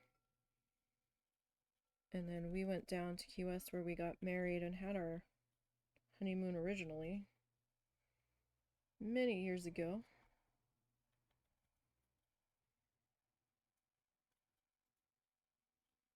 That doesn't necessarily have to be perfect because we're gonna put that jute rope in there. I picked up some from the Dollar Tree a while back to use on a different project for when we were doing our needle felting along with Bob Ross, and I was doing the hangers and some dowel rods with that.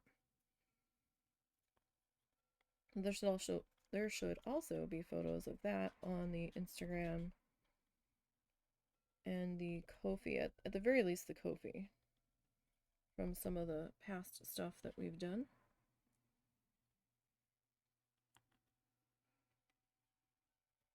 And we also have a good number of the projects that we've done archived over on the YouTube channel.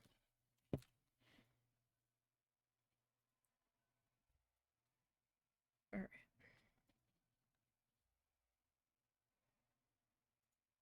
Although I was using a different microphone on those, so you'll probably hear like every background noise ever. So we live on a busy road, so a lot of times the traffic gets picked up. Although this microphone, I believe, is doing a bit, excuse me, a bit better with that.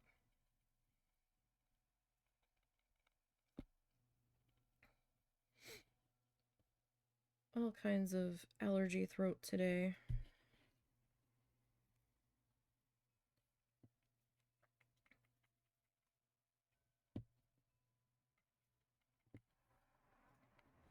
Okay.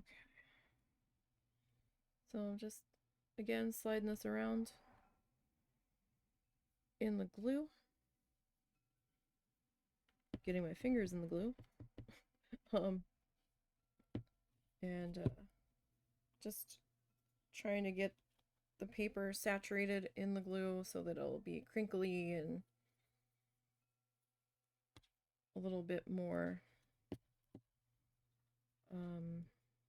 movable, so it will kind of smoosh up on top of itself.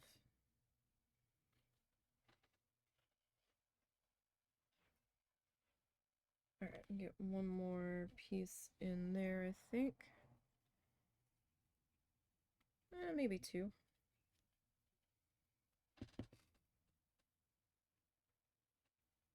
Wow, I am astonished I matched this paper to the paint that closely. I mean, it's a little bit lighter, but pretty close for happenstance. In the camera light, it doesn't look that different.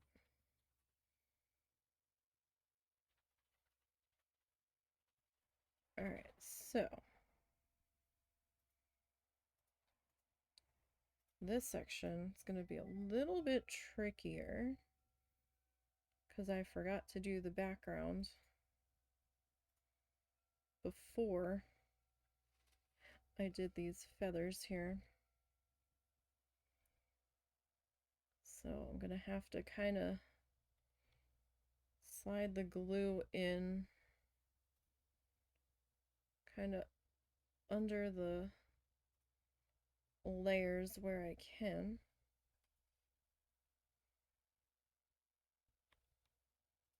And then this section in here.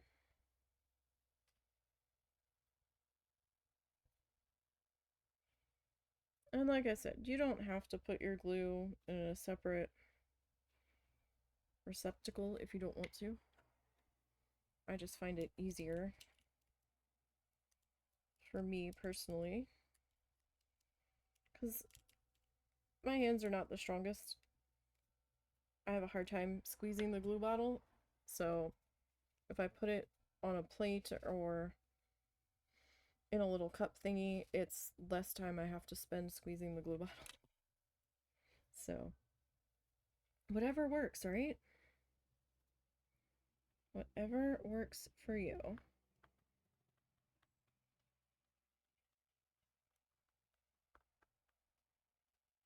Like we make the stuff, we find ways, we find ways to make stuff happen, right?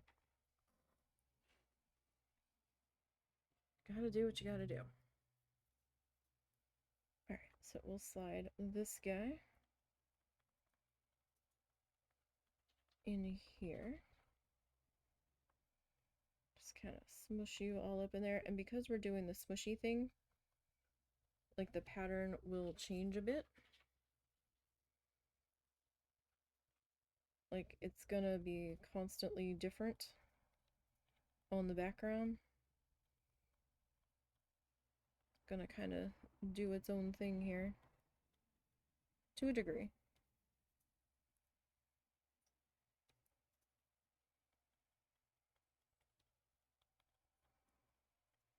We'll get all that popped into place.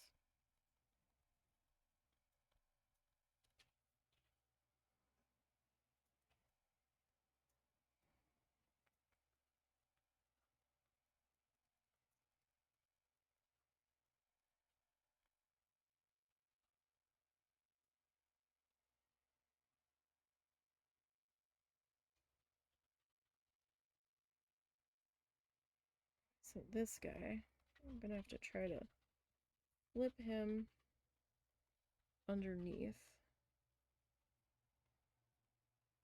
as much as I can without it looking too ridiculous.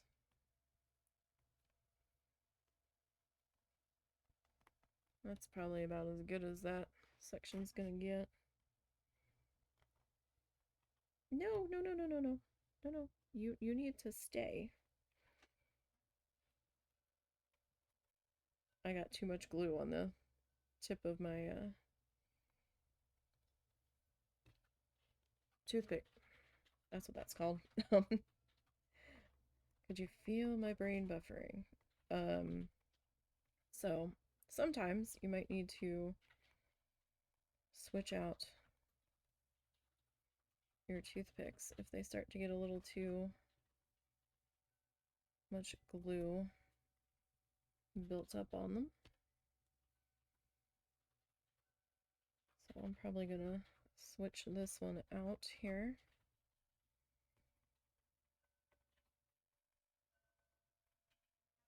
In a few minutes, I think I can get a little bit further on this guy. I do want to rip up a bit more paper though.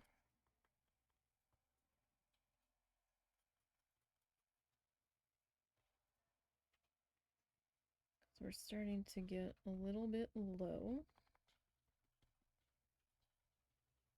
from our paper pile here.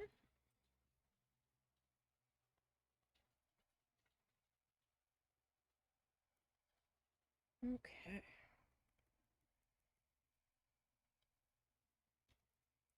And we'll get this guy. Some of these pieces are a little bit bigger than others, and that's okay. Just gonna kind of slide it around till you decide that's where it's gonna live, or it decides that's where it's living. Sometimes it makes the decision for you.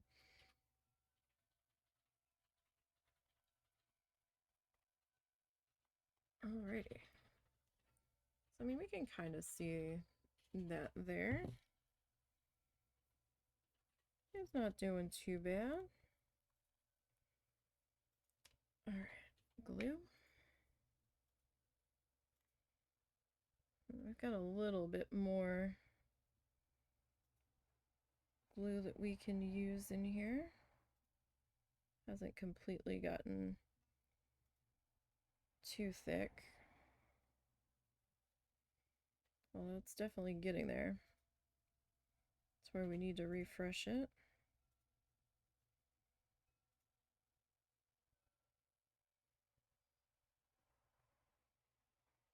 Gotten some decent distance out of that last bit here.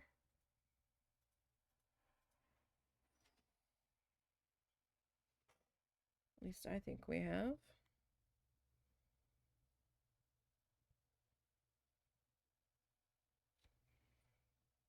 Alright. Get a little bit more into here. Okay. Definitely need some fresh glue for the next round.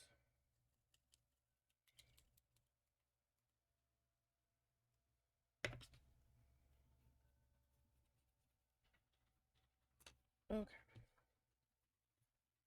Like, we've got a little bit here. I've got little tiny bits of glue on my fingertips. So now the glue's trying to stick to there. Hi, Zuzu! Puppy's here. Puppy. He's like my 12, 13-year-old puppy. Do I need to get him? I don't know what you're in the middle of. I was in the middle of something else. You sure? Yeah, I was already trying to think of it anyhow. Okay. Thank you for asking, though.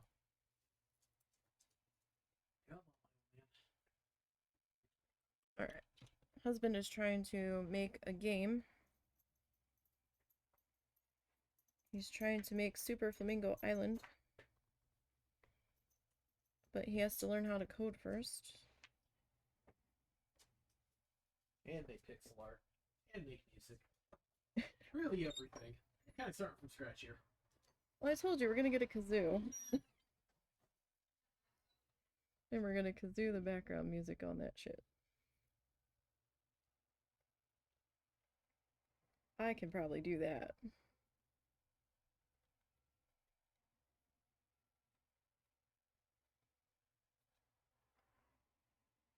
Probably. Maybe. Okay, I just want to get that. Alright, I think that is shoved back up under there as that's gonna go.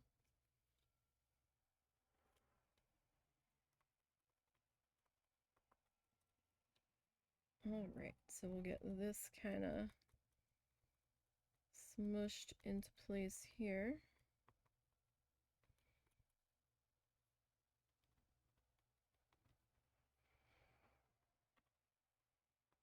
As best as we can.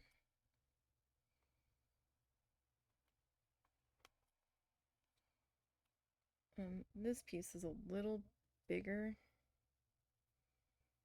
than I really wanted that to be, but I think we're still kind of in a position to, I think my head's in the way. Alright, there we go. Lift that up. Oh, it kind of I've got it covered in glue. So now nothing wants to stick to where I want it to go. Alright, fresh toothpick time. I can get it out of the little dispenser. Alright. I can't wait to do our next round of needle felting along with Bob Ross. That's going to be fun. Because I'm going to be trying to make those magnets that we talked about earlier. I've been wanting to do that for a while. But Christmas presents kind of took center stage here. He being stubborn. Yeah. He wants to be outside and do all of the things other than go potty. Do you need to go pee-pee, sweet? She probably does. I don't think she's been out since we came back.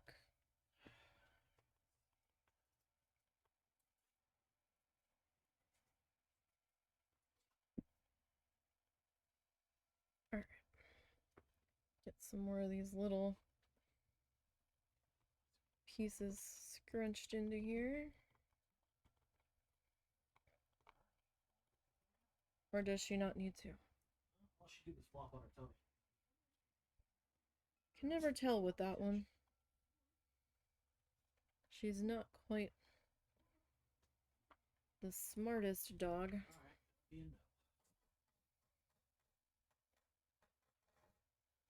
So we have the mother-in-law's dog.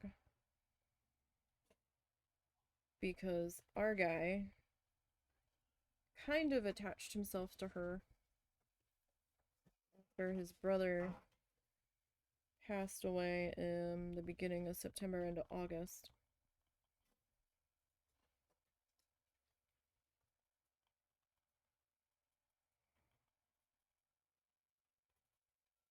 So we thought he attached himself to her.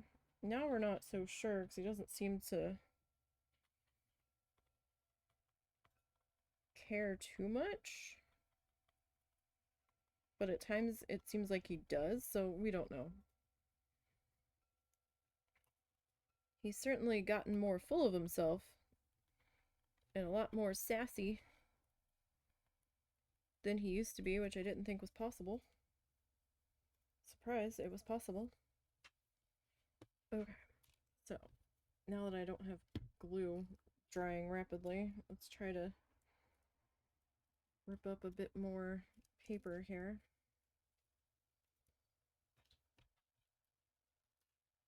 Because we'll end up using it if I can get it off of my fingertips.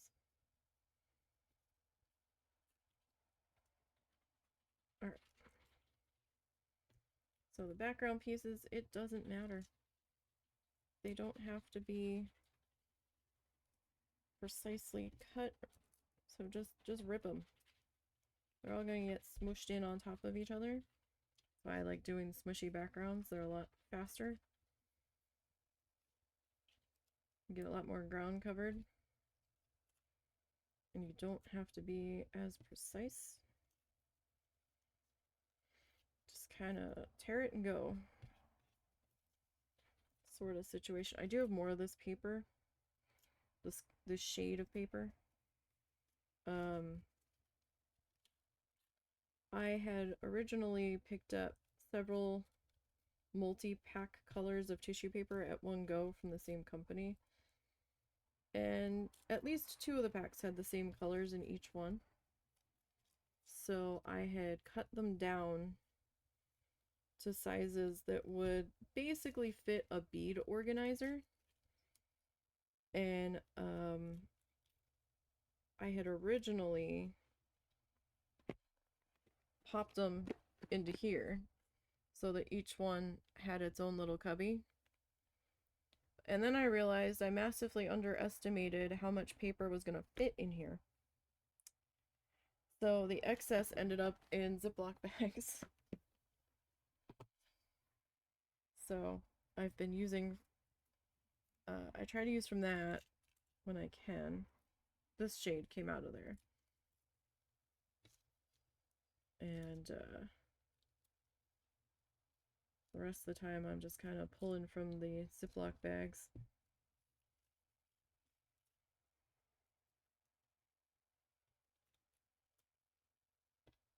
You know, whatever, it'll all get used at some point, so.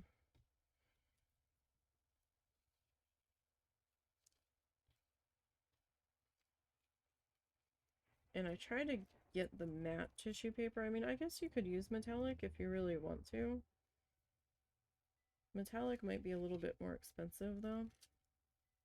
Like this multi-set had, I think, gold metallic and the silver metallic in it. But I'm kind of at a loss of what I'm gonna do with the metallic. Right, we needed fresh glue. Okay. And the glue will pretty much dry clear on the canvas. Come on. I think I'm down to about half a bottle of this remaining.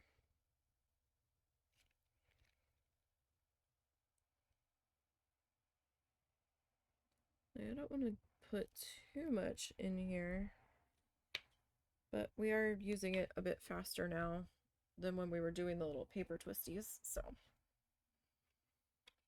should be okay.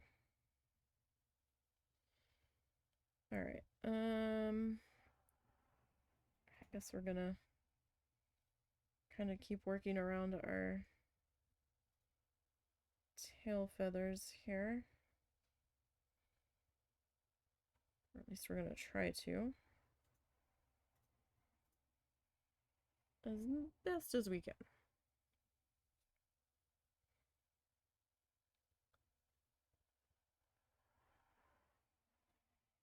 So I had actually tried to work on that axolotl a bit and recorded it, but like I said, I was fighting with my camera the whole time. And we had to change the port that the camera was plugged into. And I didn't realize it. I thought something felt funny when I was looking at the screen in front of me. I didn't quite place it. And you know, I'm just felting away, not really paying attention to what's going on in front of me constantly, like up high.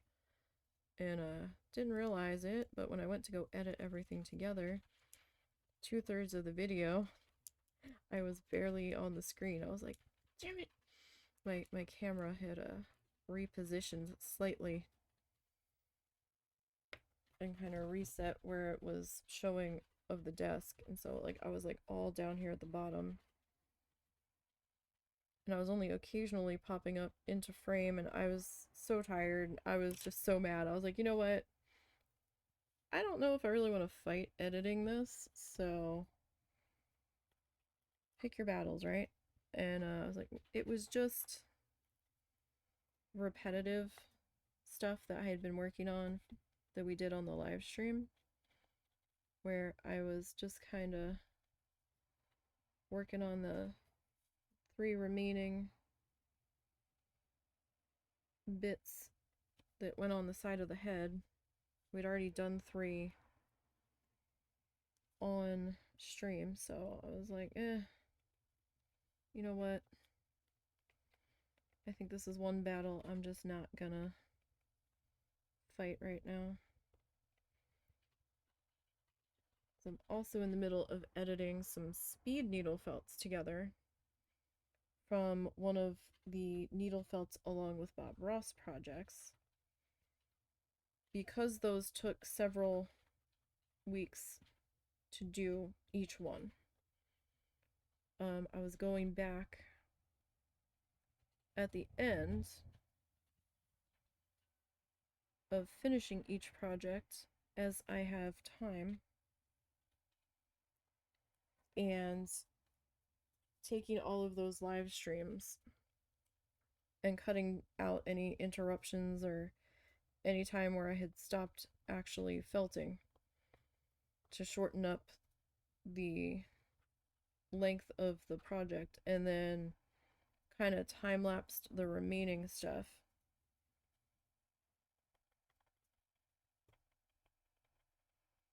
in sort of like a speed paint, but with needle felting. And those can take me a couple weeks to do. Plus, we lost about a month of work time while we were away.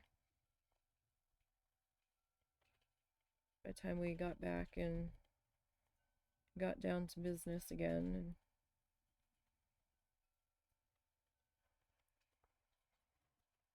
because we got back a couple days later than we expected to because of the hurricanes.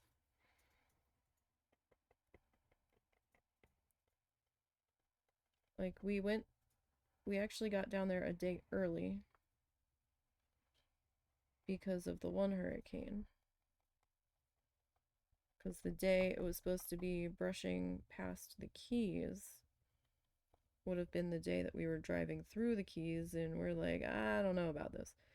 So we decided to try to get down there a day early, and the hotel was able to accommodate us. And they were like, yeah, no problem. So we got an extra room, an extra night tacked on to the beginning of our stay for quite a discount because of the storm, oddly enough. And then we ended up having to extend a day because of the storm damage. And then we were trying to get the heck out of there and get back because another storm was trying to form and work its way through. So we were kind of trying to dodge the new one coming in.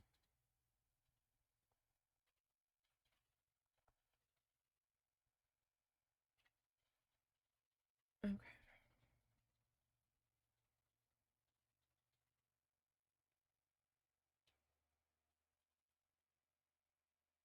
Alright, that's not too bad there. Our neighbor seems to be having trouble with their truck today. They keep running it constantly. Or he's just busy in and out. I don't know. Very old truck.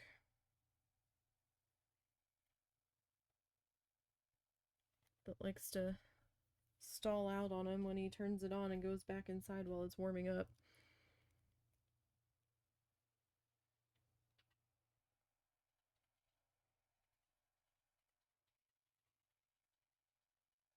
A very old Chevy truck, I believe.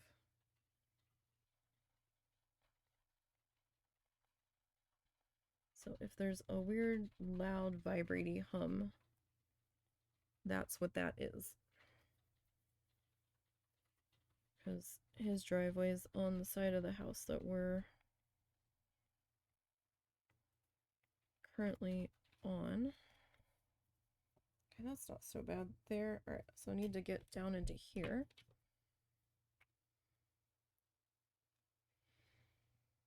Come back and catch back up to the rest of this.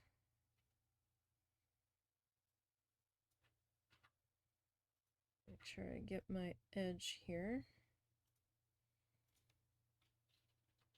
So I'm still gonna have to come back and get those edges.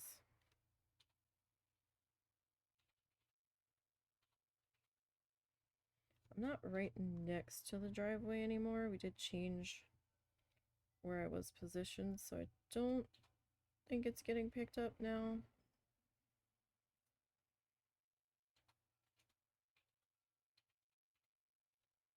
So we should be good. Like my sound, oh, sorry, dropped it. Sorry.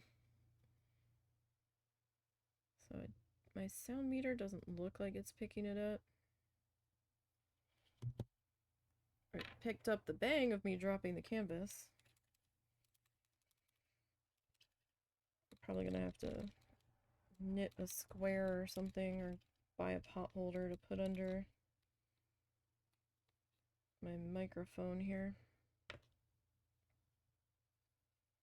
I have it sitting on a mouse pad, but the mouse pad's like computer paper thin, so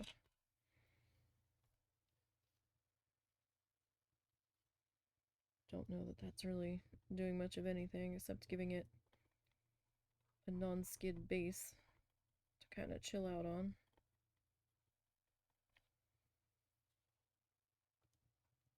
All right.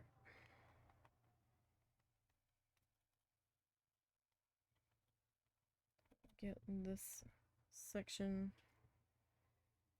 popped into here so the background goes a little bit faster.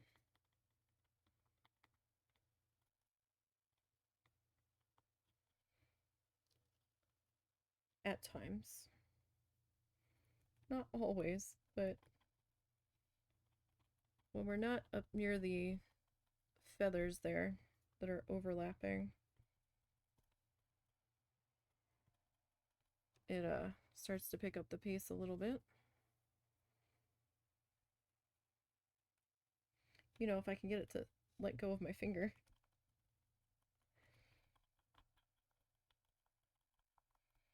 Fingers have the slightest bit of tack on them from glue seeping up. Come on. Sometimes you have to talk to the art supplies to get them to behave every once in a while.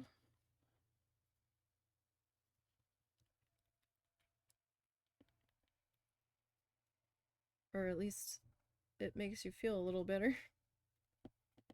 Like the art supplies are actually listening. Or maybe that's just my own brand of crazy, who knows? Sometimes you just have to have a sit down and be like, look, I really need you to cooperate. And this is what we're trying to do. So this is what I need you to do. You've had your fun. Now we need to get down to work.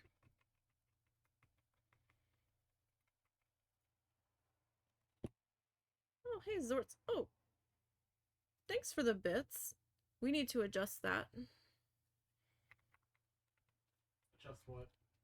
Shrimp is slightly off center. It cut off how much was being cheered. I'll have to have a look at it and try to figure it out. Okay, we need to slightly reposition that. Or at least it looked cut off on my screens.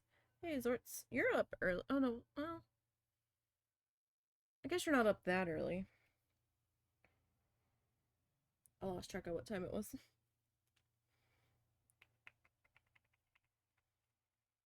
Coffee for the Zordals. How are you today?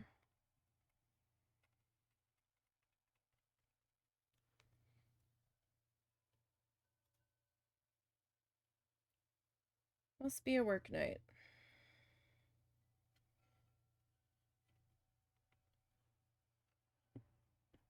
Alright, so get this guy kind of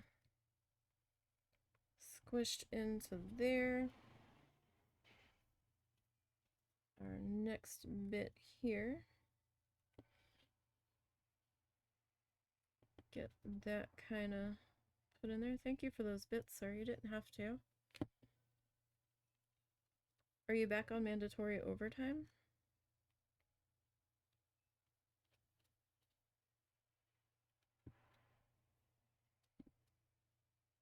Just got off the phone with the mechanic. Gonna be a day or two. Oh no. Is our sister gonna take you to work? No, we're gonna try and pick up a shift on Wednesday night. Gotcha. Oh man. It's always something.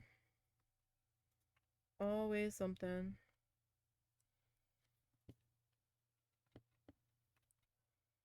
We still have the mystery sound in our wall. You got her spare key and she's out. Okay, so she doesn't need her car right now because of her shoulder. That's right. So I was gonna be like, how is she gonna drive you? But that's good that you can use her car at least for right now. So you're not totally screwed. So I don't know what public transportation system is there.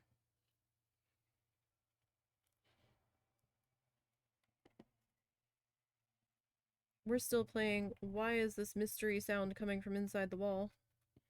We think it's air in a pipe that's constantly in there. We thought it had fixed itself, and then it came back. Not as loud, but it did come back. We haven't gotten around to trying to replace the washer on the outside faucet, which we think is where it's originating from. Because we have to call the water department and have them come and shut off the water to the house for the whole, like, 5 minutes that this is going to take Russell to potentially replace. Because we don't have a shutoff valve to that faucet. Because whoever built this house decided that they didn't need to put one in. Right now we're just kind of coping with the noise. The water department didn't call, so we don't think it's a pipe leaking.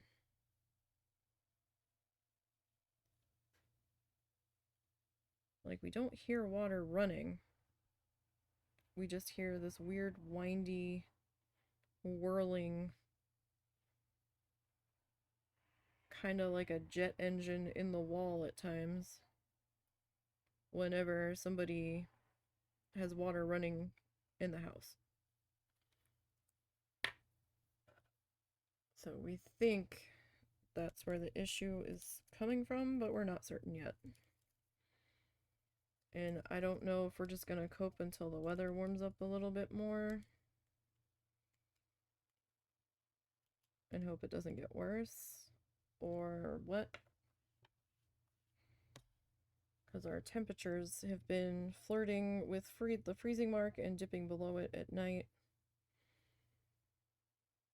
And we've just not had a good time to try to deal with it. It was a lot louder originally. Russell thought it was his computer. It was so loud. Like, he thought there was something wrong with the fans in his computer or something, and we were like freaking out because it's a brand new computer, because he had to replace his other one because it kind of gave up the ghost, or it seemed to have given up the ghost, or was about to.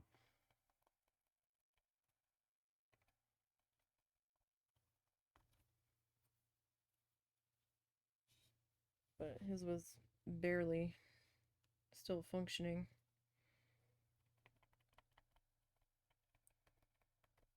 And I was like, no. If it took almost, you know, between 5 to 10 minutes to turn on after we were gone for 2 weeks, and come up to the Windows screen, that's not good. So let's just take care of that now, so you don't lose any coding work on Super Flamingo Island, please.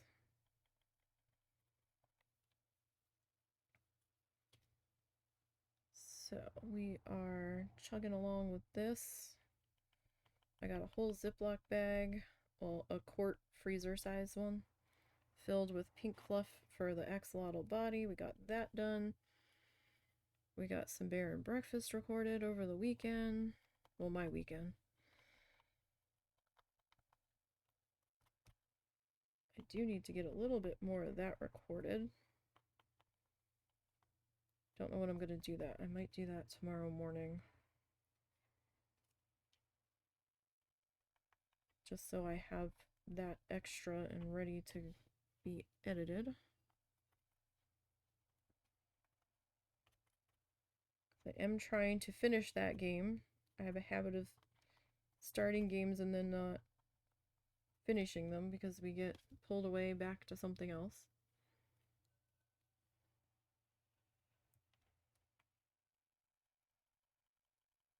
But gosh dang it. We're gonna finish that one. We're gonna try to.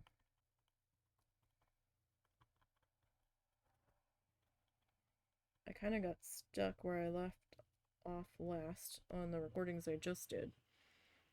I had to look up some stuff. I think we're gonna start the potentially last zone that we have to work on in that game. I have not finished it. Even off stream, I hadn't finished that game yet, so I don't know what's in store for me in this next area that we just unlocked. Preaching to the choir on that one. Yeah, like, I feel bad that I didn't go back and do more in SteamWorld. I really should have. And it's not that I wasn't enjoying the game, I just didn't have time to get back to it. But I've got some people that are kind of following along with Bear and Breakfast over on the YouTube channel, so I'm trying to make sure we finish that one. Like, I really do want to. Although I am glad we didn't pick up Planet Coaster or Planet Coaster 2 just yet. I had seen it. I was looking at my wish list because there was a bunch of stuff on sale at Steam the past couple of days, and I was looking at it. It was on our list, and I saw that it had mixed reviews on it, and I was like, really? Frontier doesn't usually... They were hyping this thing up really, really bad. Like, every time I turned around, I was falling over ads for it, so why is the reviews mixed? This is kind of shocking. And it was more or less a lot of launch bugs, but then we saw something about one particular type of ride. You usually get, you know, at least a standard type of this ride, and at least you did with Planet Coaster 1, and where it was included with the base game, and they didn't do that this time. They are putting it behind a premium DLC, and that's the only way to get that type of ride, and so people were kind of pissed. So I was like, oh, that's kind of weird. But it's still kind of on our list, but it's gotten pushed back a little bit. There's 2 other games that I would like to get before that. I need to find out if the one game I've had my eye on for some time ever added in the ability to rebind the keys.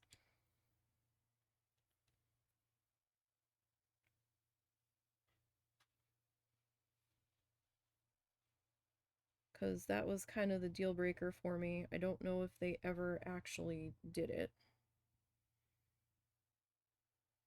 Because it looks interesting.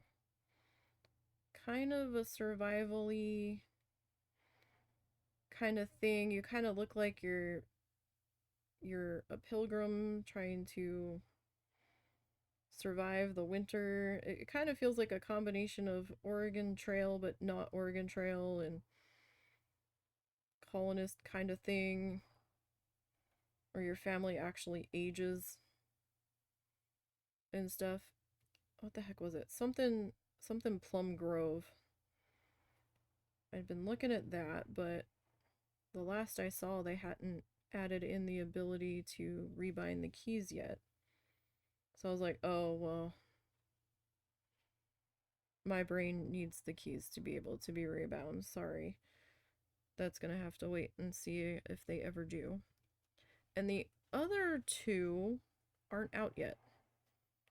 And the one, I don't think it's ever gonna come out, because they keep pushing back when it's supposed to hit early access at the very least. And so I don't know what's going on there. The Ranchers, I think? That's been, like, every time it reaches the quarter that it's supposed to come out in, they bump it ahead another quarter, and I'm like, what is going on over here? And I don't know if that's ever gonna come out at this point. And the other one was another farming sim. What the hell was it called? Sugar Dew Island, I think. I think. Sugar something. And that looked kind of interesting, but it was supposed to come out this quarter and it hasn't yet. So I don't know what's going on with that either.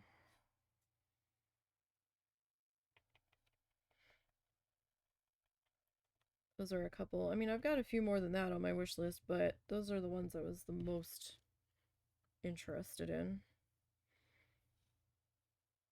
But we're going to try to finish Coral Island because I am enjoying that.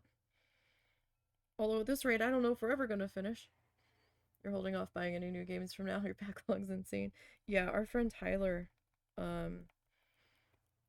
was had like the Humble Bundle thing constantly going. So Russell actually got an extra code for Coral Island from him because it was in the bundle that he had gotten. So every once in a while, he'll throw a game code our way if it's something that he doesn't really want to play, but he thinks one of us will. So Russell ended up with a free copy of Coral Island. So hopefully multiplayer is going to be coming into that shortly. Probably within the next few months. They did say they finished it and they're doing 2 different test sessions for multiplayer this month. One's a closed test session that I think was today. And I think they're doing an open test session on the multiplayer the end of the week, perhaps. I had seen it listed. I think you had to go to their Discord to try to sign up and get into that. But we were moving along at a steady pace in Coral Island, trying to get to town rank A, and I figured, oh well, we probably won't get to that till like our 3rd fall, possibly our 3rd winter, because I was still missing some fish. Probably 3rd fall. I was still missing some fish and bugs for the museum, and it looked like, from what I had read, that you had to kind of complete the museum collection before you could get to town rank A. And then out of nowhere, I see this update from Stairway come through, and they're like, yeah, we've reduced the requirements by like 10% to get to town rank A and town rank B. And I'm like, wait, what? So suddenly we have more to do than we could ever possibly believe, because town rank A unlocked the aging cellar on the house, and then we got access to the underwater farm, and then Sam had all these extra quests for us all of a sudden to improve the general store, and I was kind of wondering if we were gonna get quests for that, for like the animal products where he was selling them, because those shelves were so empty. It felt like something was missing. And now we can buy seeds anytime, and I'm like, huh. Okay. But I haven't finished the museum yet, so we're still trying to do that. And I'm like, when am I gonna have time? I still need to go mining. And my little ADHD brain is having a hard time focusing on one thing. Because we kind of have to pay attention to the underwater farm until we get some kind of like sunlight sprinkler system or whatever. I don't even know what it's going to be. So that we don't have to be down there every single day. Quote unquote watering those crops with sunlight. It is crazy. But our friend Tyler has so many games from his bundle thingy that he had that he never finished. He's like, yeah, I need to get to do this, and I need to get around to finishing that. But he's been busy with school and his degree.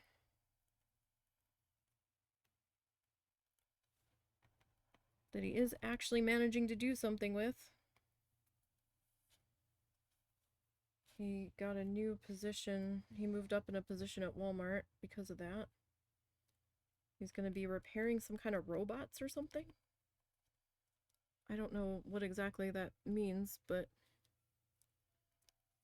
I don't know if he has to move to Bentonville or if he's going to be staying in the town that he's in. It sounded like he might have to move at some point. Maybe.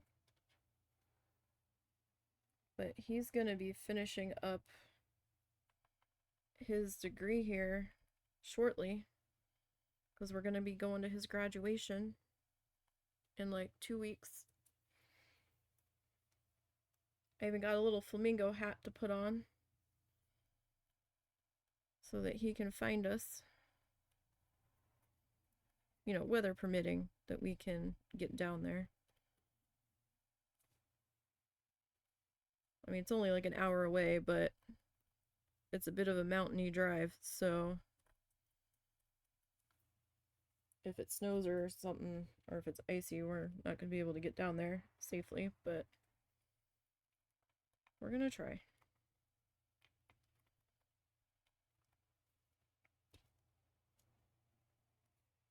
Because he's like our adopted son.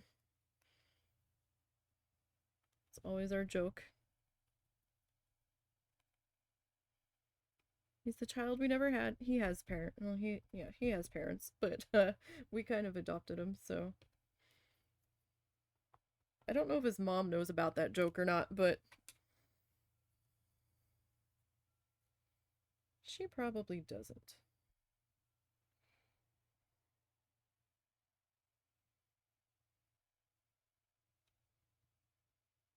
Like, he lived with us for a little while in between apartments.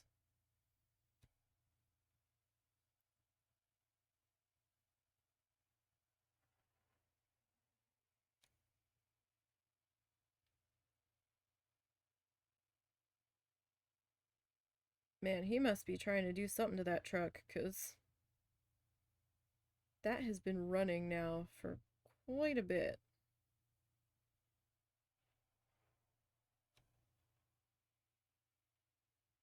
Like, I don't know if they can't just...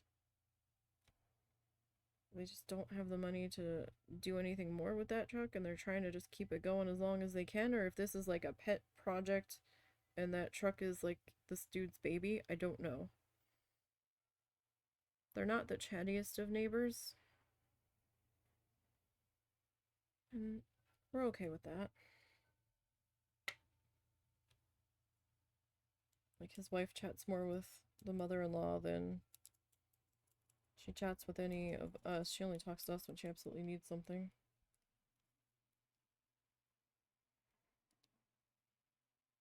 Or at least that particular neighbor. Oh, he turned it off. Or it stalled out on him. I don't know which.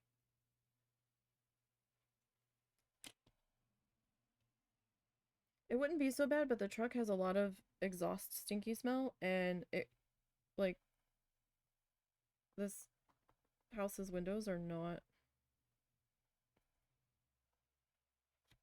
the tightest ceiling, shall we say. They're a bit drafty, so then the exhaust smell kind of like filters in to the house. It's kind of like, ugh, are you done yet? I mean, it's not his fault. Our drafty windows are not his problem. But at the same time, it's like, oh goodness. There's been many a morning where I've woken up to the smell of car exhaust at like 5:30. Like, what is happening? No, no, no. You need to stick to that and not to me. Please, thank you. Okay, so yeah, we're probably not going to be done this today.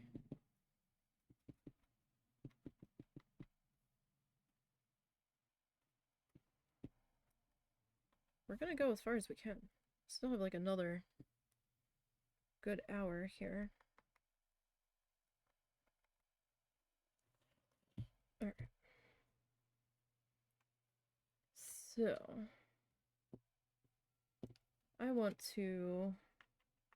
When is New Year's Eve? And don't say the 31st, because no shit. That's a Tuesday.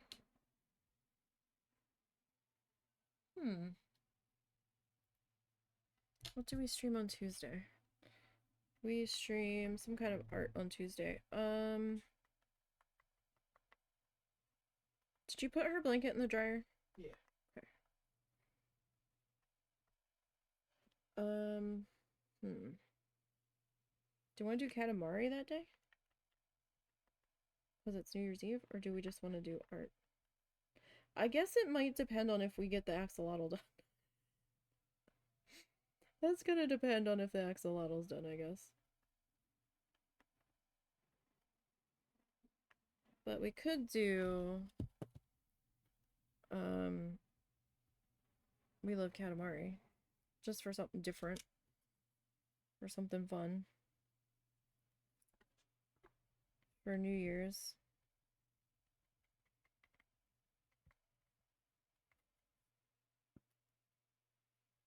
Because I don't want to bore you guys with tissue paper prep. That's not going to be fun for anybody. Sitting here watching me cut tissue paper with a paper cutter. Taking bets on if I'm going to cut myself with it. No, we don't gamble here. Let's not get in trouble for that, though.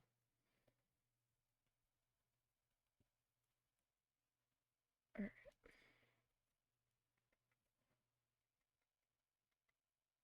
So, just trying to get this piece kind of put in here as best as we can. I don't know, we could. Traditionally an art day, though. It's either that or we start the magnets then. I've already got the sketch done because I wanted to try out my colored pencils.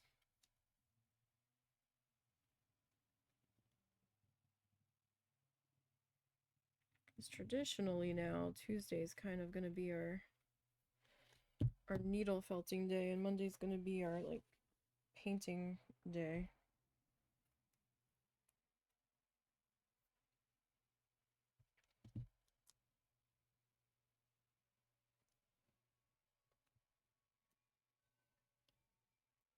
Alright, Mr. Corner, I kind of need you to cooperate. I will do tissue paper prep on my non-stream days. Especially since that project, I'm gonna have to record. I think we have an extra tripod laying around. Oh, you know what? I can put it in the gimbal tripod. Maybe, if it's tall enough. I don't know if it's tall enough. No, you know what? That's not tall enough. We'll figure something out. We will figure something out. You know, the gimbal tripod that we bought to do recording of walking videos while we were away and forgot to bring it. Pissed me off so bad. Coming out of Alligator Alley on I-75, and I'm like, fuck. I was like, what? Oh my god, what? We forgot the gimbal. He's like, son of a bitch. Go, see, this is why I wanted to put it in the car to begin with. Like, yeah. But it had Bluetooth electronic connections on it, and I didn't know if it would melt in the heat in the car. And I thought he had put it in the car when we were packing. Nope. We forgot it. Had everything else but that.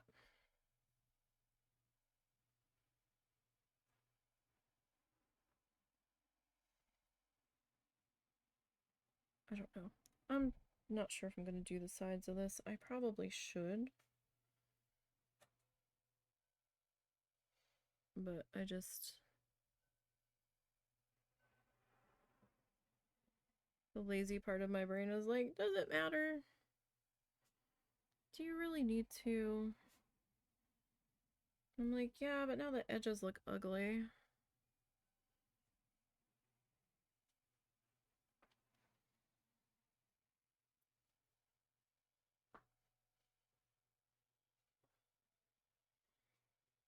So I don't know. Our glue is getting extra thick here. See if I can get this smushed under there. Gonna be getting some fresh paint for Christmas too. So I'm probably gonna have to go to the dreaded Hobby of Lobbies.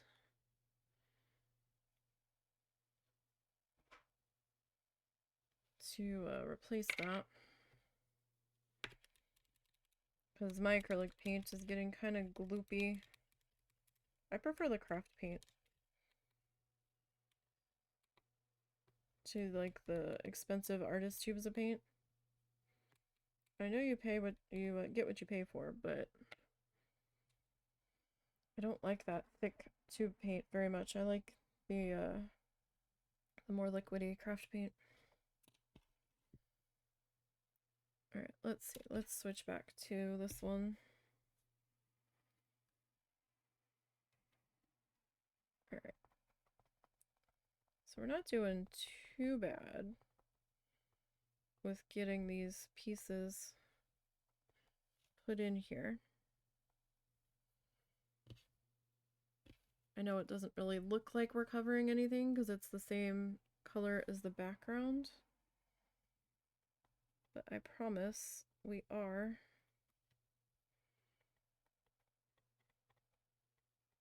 Actually doing something to this background here.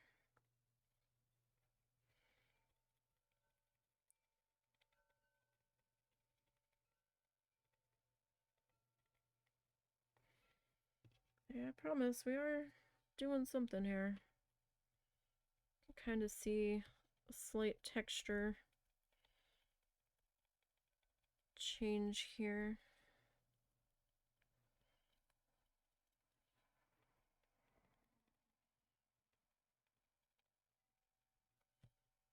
Between, like, right here's the line, so this looks a little wrinkly. So that's where we've left off. We've come all the way around up to here.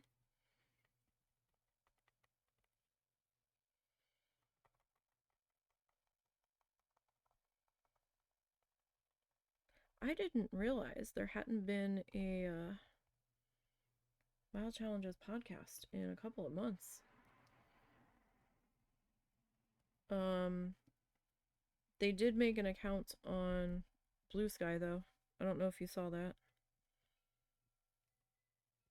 I think you're still in their Discord. I left the Discord just because of all the notifications that I didn't need, and I felt weird being there since I wasn't even playing anymore.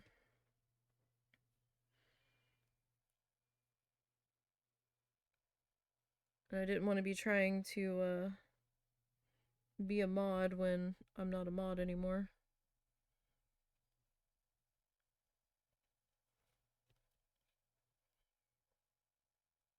Because my brain would probably try to be like, well, this or this, and I don't want to step on toes.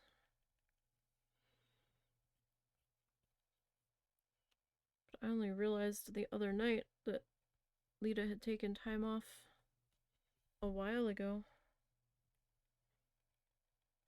So I hope everything's okay there. I know she's been pulled in 16 different directions on a good day.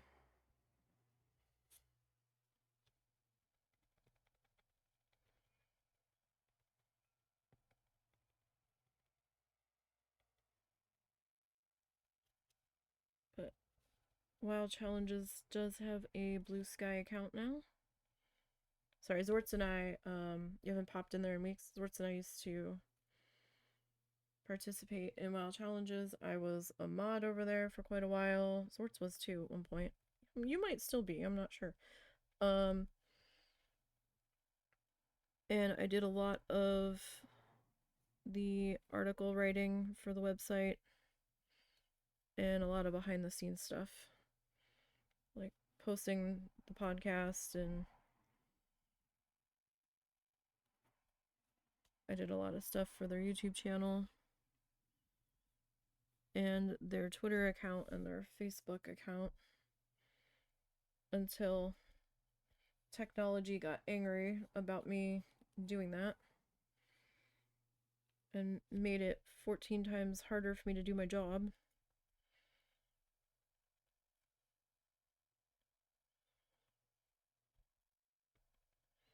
To the point where it was pretty much impossible for me to do my job.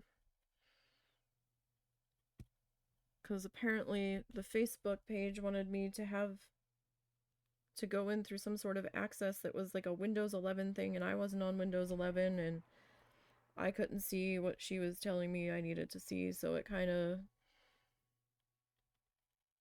couldn't post on the Facebook page anymore, and then you couldn't access TweetDeck for X Twitter unless you were paying at one point, and I'm just like, well, I ain't paying for that. I'm like, I ain't got the money for that. That ain't happening. Because that's how I was accessing and posting their stuff over there, was through TweetDeck.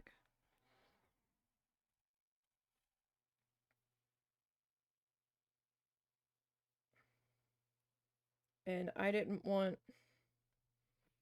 passwords or anything to be logging in from my side. I was like, no, because if I should ever have an issue and get hacked or something, then that's another account to worry about. It's like, no. I don't want that. So,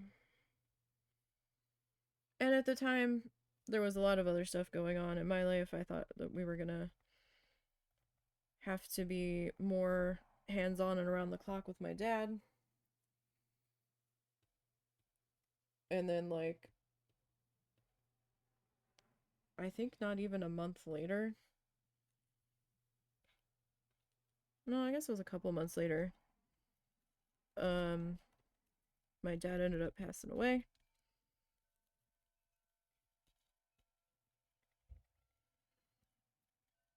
So, and now I never went back because I stopped playing WoW.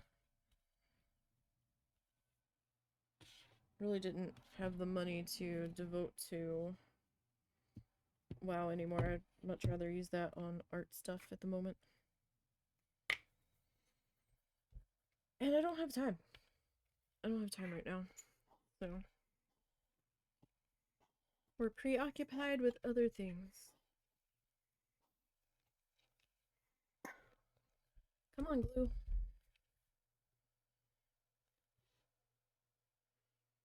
It's a little stubborn to work its way down the bottle. There's still a good half a bottle in here. It feels like.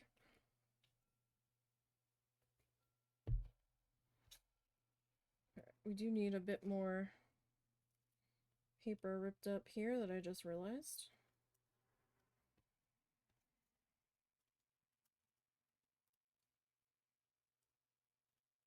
Let's get to work on that. We actually found a hermit crab Christmas tree ornament. So, we didn't really have a proper topper for our tree, so I made Russell one. We took the red and green plaid bow off of this top hat we found. And we took some pink sparkly ribbon and made a new bow, because our Christmas tree is flamingo themed. And I took the hermit crab ornament and glued it to the top of the top hat. And he was amused with that, so I was like, okay, cool.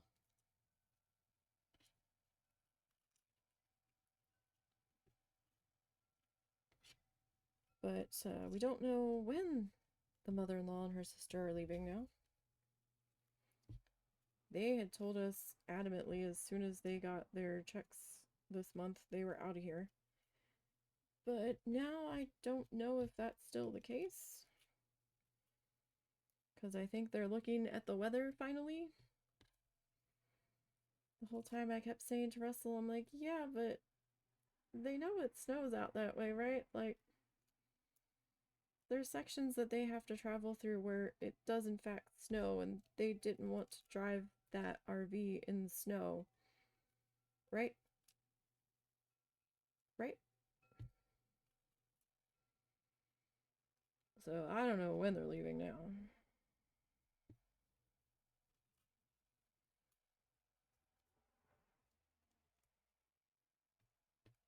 I do know that we're starting to have, I'm having a big issue. Let's properly word this. With their dog. The sister's dog. Her dog's gonna end up getting hit by a car.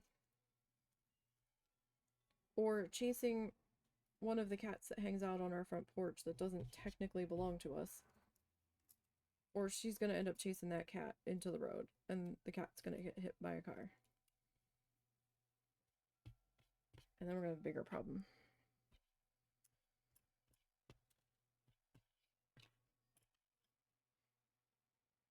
Because, you've been decorating while lurking. You have plans for a family tree, a blue and pink designer tree, and a gnome woodland tree. You've been working on the flat surface decorations today. Ornaments are tomorrow, but that's a big to do. Oh yeah, definitely. We have a white fake tree that we have been collecting flamingo ornaments for. When we were down in Key West last end of January, beginning of February, somewhere around in there, they had a bunch of flamingo Christmas tree ornaments that I had picked up, and we had picked up a few here and there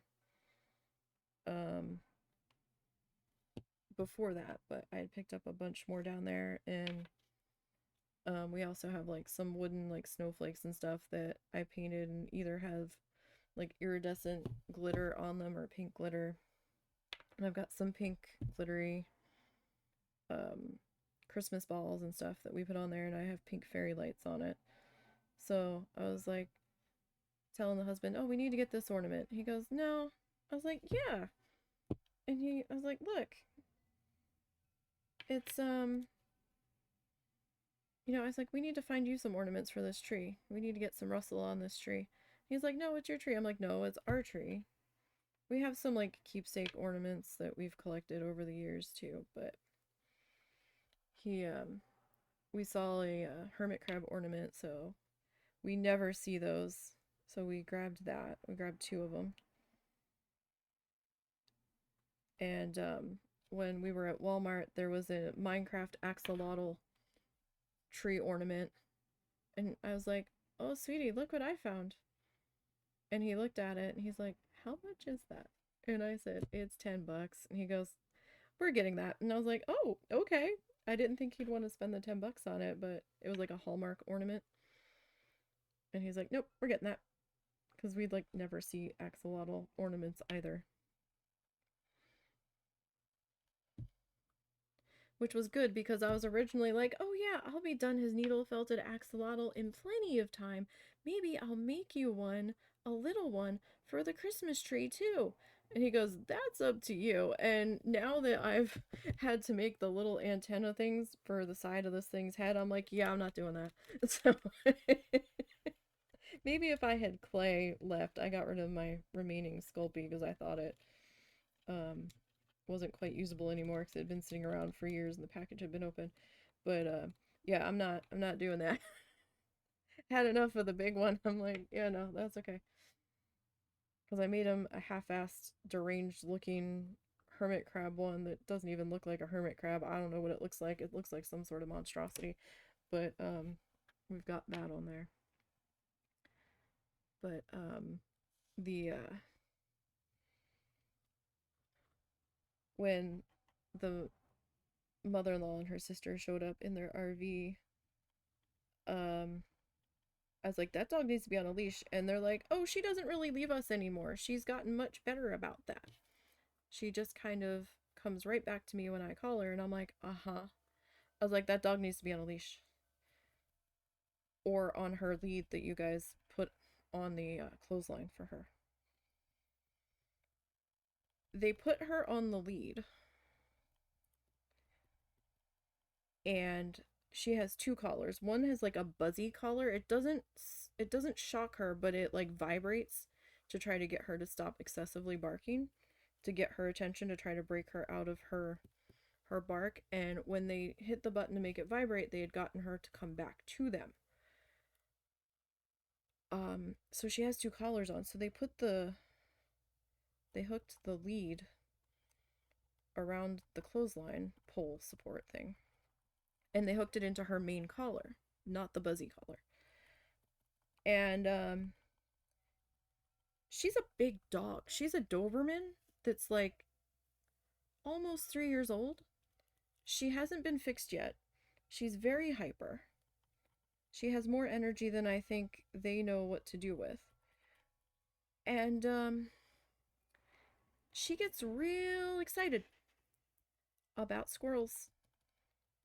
And we have a lot of squirrels out in the backyard. And I guess they were sitting out there with her, or had put her on the lead, and she saw something and got excited about it and threw all of her body weight against her collar, right? And the collar is a clip. It's like a plastic, like click, like clips together.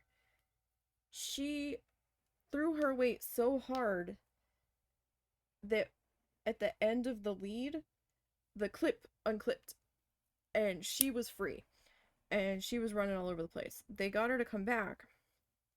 And I'm like, that dog needs to be on a leash. You need to walk the dog. And because we live on a very busy road. It's the main road through our town. And it's one lane in each way. There's no sidewalk. And we don't have a fenced-in yard. So, we also have a couple of cats that have decided they live here. They're not ours. They're outside cats that just showed up. They have been hanging out on our porch for over a year. They come and go, they come and eat, and then they go off and do their cat things. The one hasn't left our porch, though, for the most part. He's just there all the time, and he's also orange, like one of the cats inside the house, and we have a joke that they keep exchanging the brain cell between the two of them through the door when they're looking at each other. We tried to bring the female in, and she didn't want to be inside. So we're like, okay, well, there goes that idea. She very much wanted to be outside where there wasn't any male cats that we had inside. Understandable. So, we don't even know if she actually belongs to somebody and she just chooses to visit us. We don't know, because she disappears throughout the day. Well, they lied to my face, because when we had gone out back to tell them something, or to drop something off to them where the RV is parked, the mother-in-law was outside with the dog. And the dog was getting kind of wound up, kind of rambunctious. And she wasn't staying with the mother-in-law. And I'm like, I don't know where her sister was. I guess her sister was in the RV.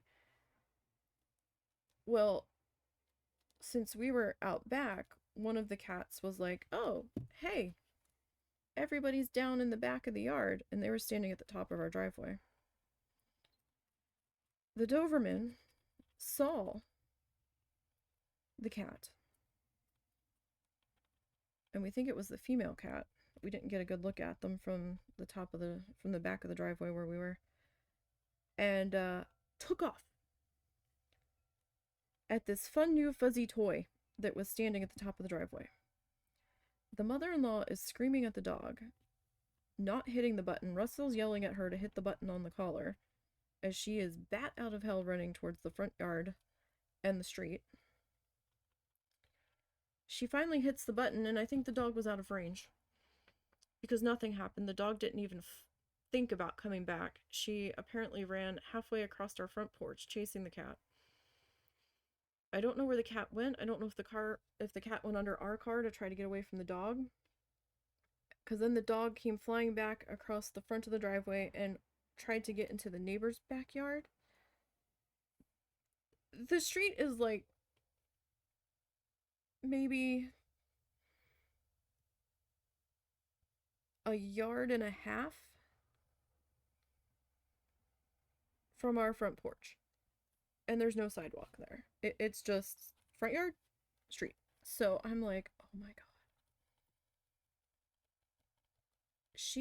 Russell had to go and get the dog because the dog was not coming back. And I'm like, leash. This is why the dog needs to be on a leash.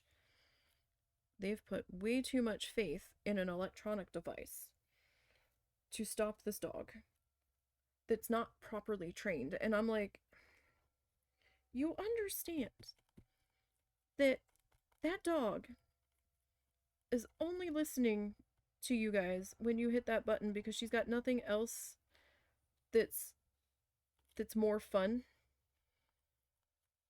that she cares about, right? Like,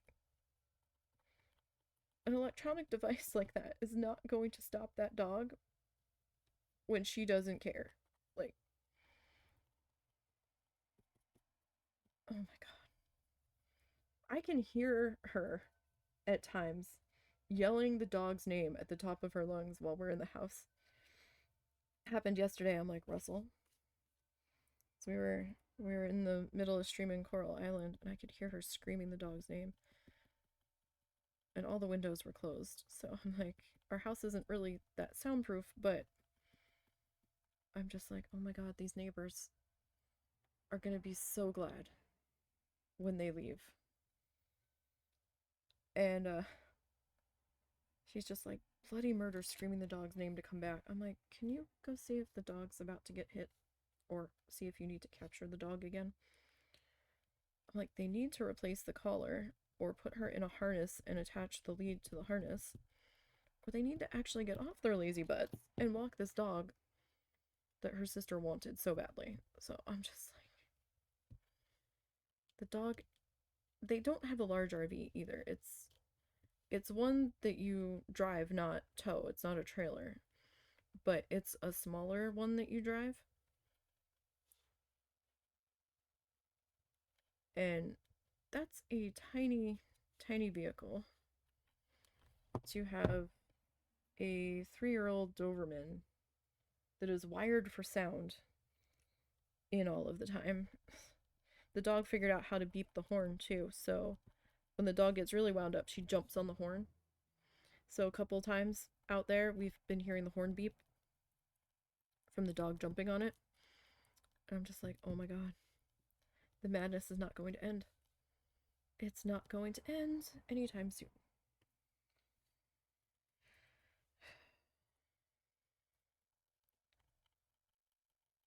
And I seem to give more of a shit about what's going to happen to this dog and its safety than they do, and that bothers me quite a bit. I'm like, really? They haven't taken her to the dog park in town once since they've been here to try to burn off some of this energy like they used to. At least they also don't have the Rottweiler anymore.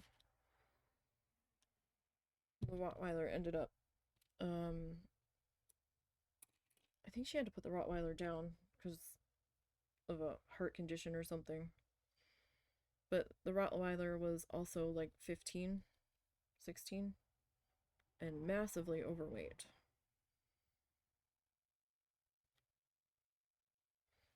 But they didn't really pay attention to the Rottweiler either when they were here. That dog didn't really move that fast though. But I had said to them, I said, you need to keep an eye on this dog. Because the neighbor kid still cuts through our yard a lot of the time on his way home from school. His friends cut through our backyard because we don't have a fence and the neighbor doesn't have a fence. So they just walk through the backyards getting over to our neighbor's house, I'm like, you need to watch the dog because these kids cut through the yard. And they're like, oh, well, they'll find out. I'm like, no, no, no, no, no, no, no, no, no, no. That's not how the world works. You have no beware of dog signs up, number one. You can't just be like, oh, and shrug, you shouldn't have walked through our backyard if the kid gets bit. That's not, this dog hasn't shown any real aggressiveness, but that's not the point. I'm just like, no, no. See, if they try to make a claim against us, then the homeowner's insurance is either gonna rise to holy hell, or they might drop altogether and say, no, we're not insuring you now because of the breed of dog that was involved that they didn't know was on the property. I'm like, you're opening us up for a whole world of potential problems here. No. No. I will be glad when they leave.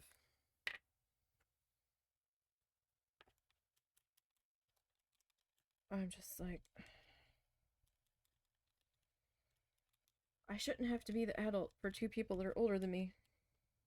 I don't want to be the adult in the room anymore. I'm tired of being the adult. Especially when I shouldn't be allowed to be the adult in the room. Like, why do I have to be the adult? You're older than me. I shouldn't have to be your adult. I don't want to be your adult. I'm tired of being people's adults. I've had to be the adult for some time. Probably since I hit 18. I don't want to be other people's adults anymore. I don't want to be my adult half the time.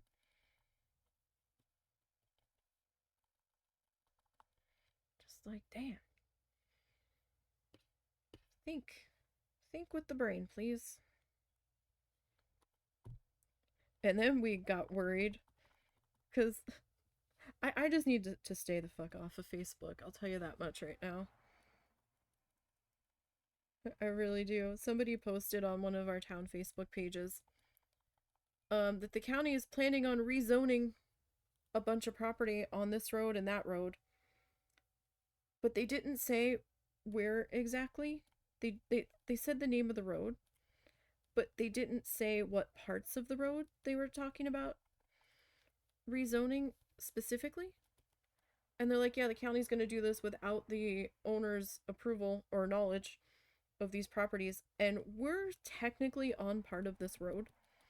Like, that's not our street address, but the road is also referred to by this other name that they're talking about rezoning to commercial property where our house is, and where our house potentially is. And I'm like, what?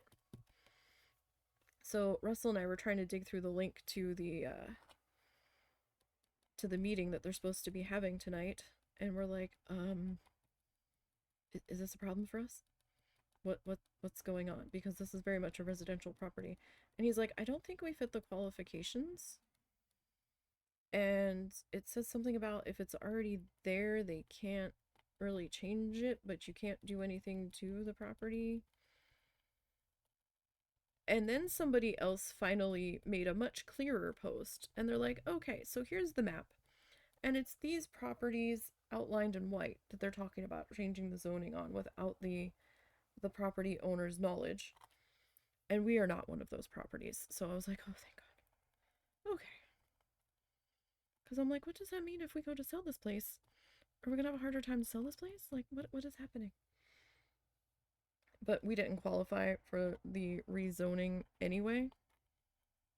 Because A, we're in city limits and the county couldn't touch this property, it seems like. The city would have to. And the lot wasn't the right size or something. So I was like, oh my God, people in this town, could you like post more information when you make these posts instead of getting everybody all upset that might live in this section? Because holy hell. Because that was potentially a big problem there. I was like, oh no. No, no, no, no, no, no, no. Like, there's a couple of businesses smattered in around us. Like, there's some kind of like daycare a couple doors down from us. There's a church across the street from us. There's a fast food drive-in a couple more doors down. Another church. Like, there's a few commercial properties, but there's also a couple of residentials shoved in there too. And we're like, say what? But fortunately, it looks like we are not going to be affected by that, because somebody else posted with a bit more clarification. And we're like, okay, we can breathe again. Instead of frantically trying to figure out what the hell they're trying to say in this county document. It had a bunch of legal speak in it for definitions of what an alley is and, you know, all this other shit. I'm like, yeah, but what exactly is the section of roads that you guys are talking about? Well, that's why they made that sensationalist post, because they too didn't read through the whole thing. I guess. Well, you were starting to get concerned too. No, I just looked it up because I knew if I didn't, you'd go crazy. But somebody else with more knowledge of the situation, who might have been a council person for the city, posted with more information. Because somebody else posted the map and they're just like, this section of road and that section of road. And I'm like, the map's not really showing which section of road, and you're not really clarifying what is what on the map. Because without the clarification, it looked like our address was in there, and I'm like, is it the red line we have to be worried about, or what?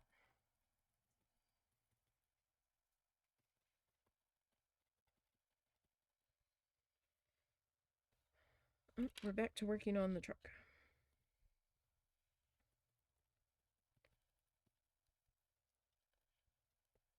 Oh, did my glue dry? Because you don't really want to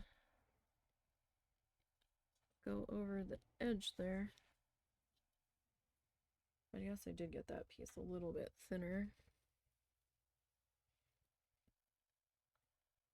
What time is it? Okay.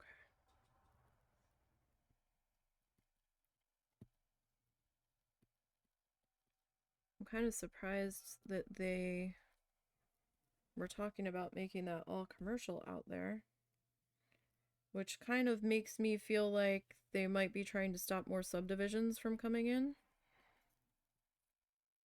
or they're just trying to get more money selling off parcels of land to businesses, because this was a bit of a farming community when we first moved in with the mother-in-law.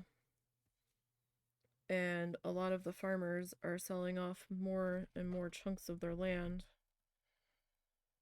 And a whole bunch of subdivisions got built up.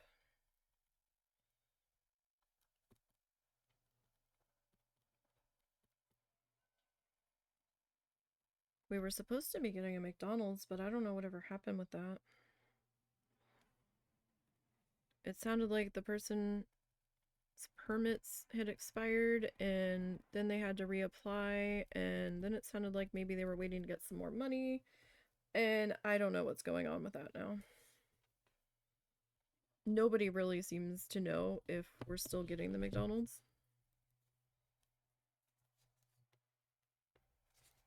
We got a Taco Bell recently.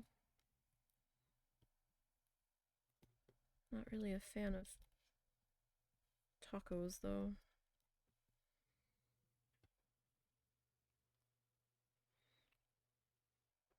We had a small Italian restaurant briefly, but they had to close a couple weeks ago.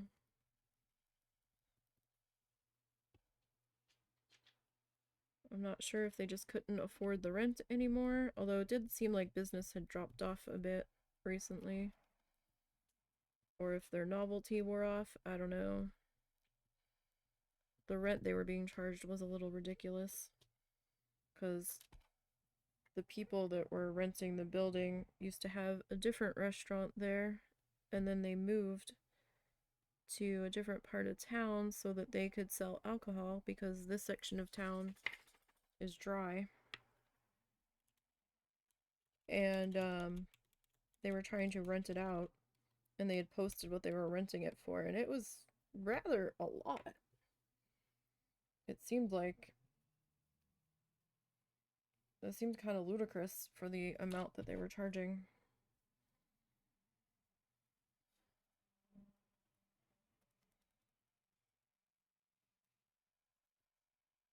Can't remember what it was now, but I think it was well over $5,000 a month just for rent.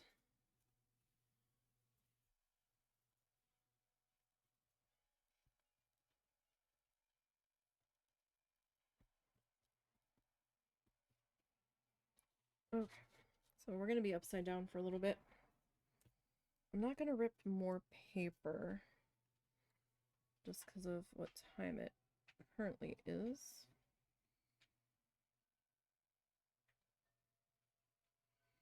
So yeah, we're gonna have to finish this guy. Can we finish this guy next week? Yeah, we can finish him next week. I had to look at my calendar. But we got the background close to halfway done. Plus we finished the feathers on him too. So we haven't done too bad.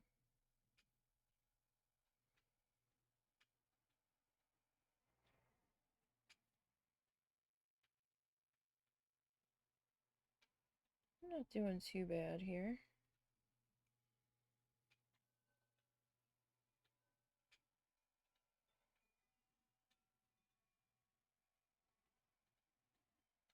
Don't want to go too spread out on our glue though.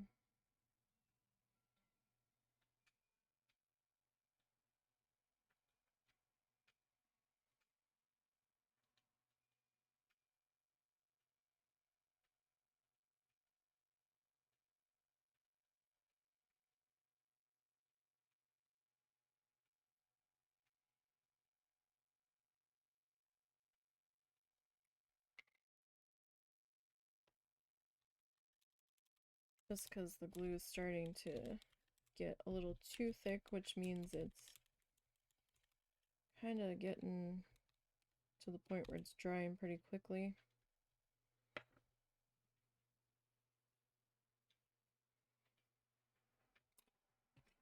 Let's swap this around now.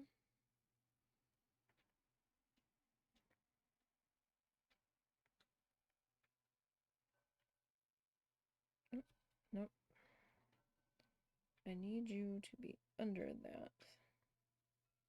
Thank you much.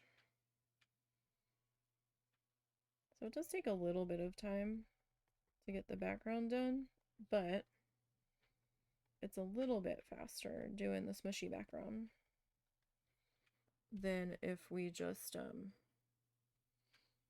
let it be the paper twisties, because then we'd have to stop and twist and twist and twist. And it does give it a bit of a different texture, just to kind of break up the background and the chicken rooster guy.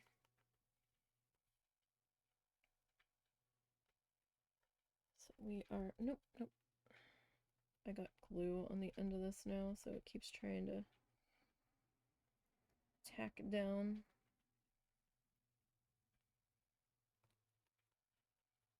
Everywhere that I don't want it to be.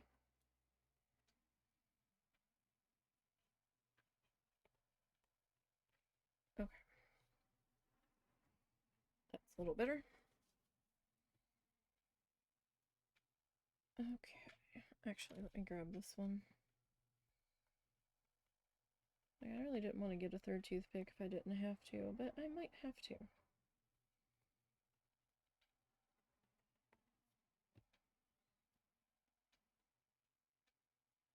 Alright. So we'll get this guy.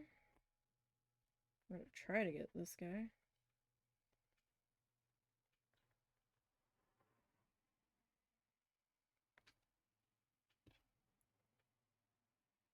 And let's see, you.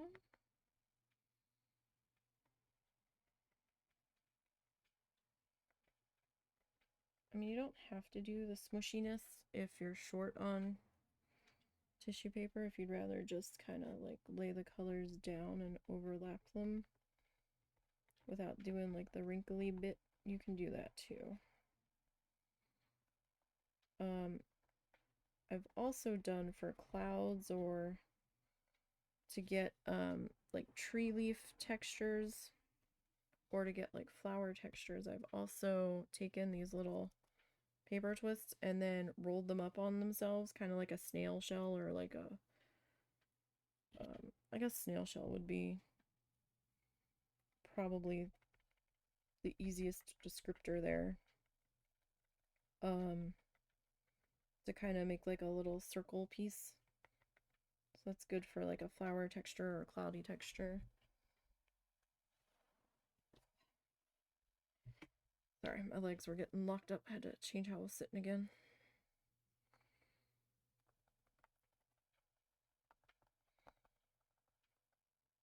We didn't do any of that texture on this guy. I could have done that for the background, but I just kind of chose not to. Just because I thought we had enough texture going on here as it was. Okay, you need to stick here, buddy. And not to my toothpick. Got like the tiniest bit of glue on my finger, and now everything is trying to attach itself.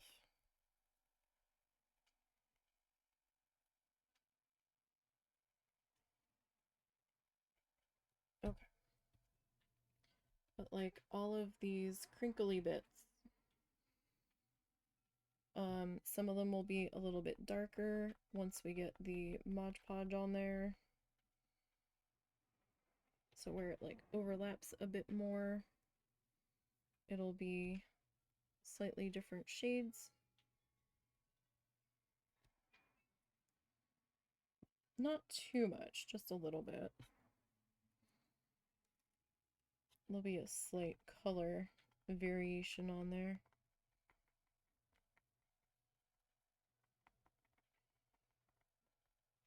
But we've not done too bad here today, I think.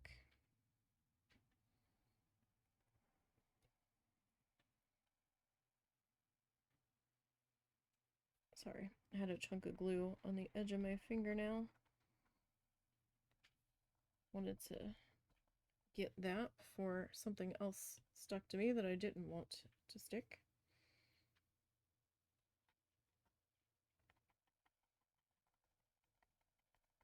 Right.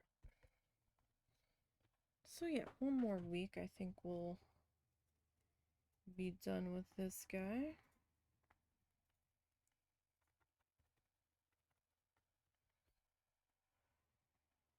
I hope that will give us enough time to get the... So I'm not sure about the edges. I probably need to do the edges just so it looks a bit more finished. So we might start... I am hearing sirens.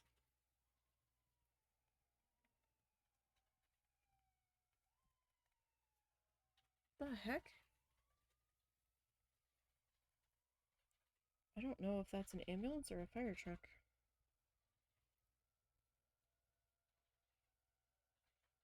Like I said, we live on the main road.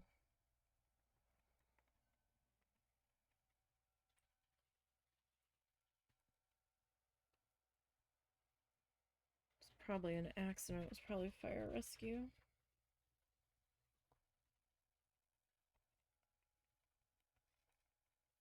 Okay. So yeah, I'm probably going to have to do the edges just so it looks a bit more finished. A bit more polished. So next week, when we get back to this guy, I'm probably going to start a little bit early if I'm able to.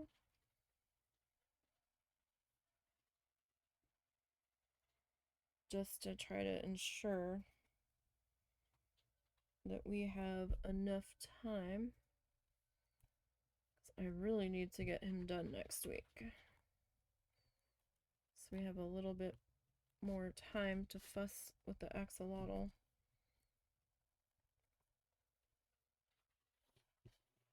But we're not doing too bad. I mean, you can kind of see how that's a bit different, where it's a bit more scuffed up in here than over here.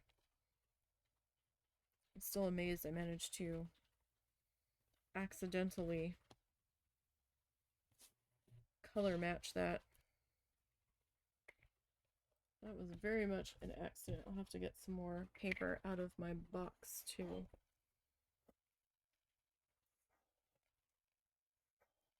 I should have enough of that color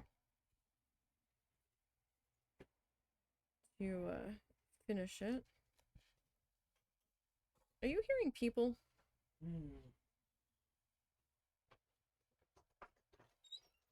I thought I heard voices.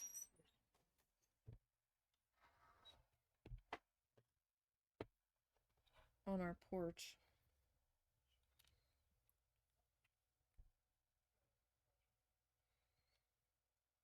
And I don't know why I'm hearing voices. It looks like somebody was there. I don't know if it was our neighbor. Oh no, it's the mother-in-law.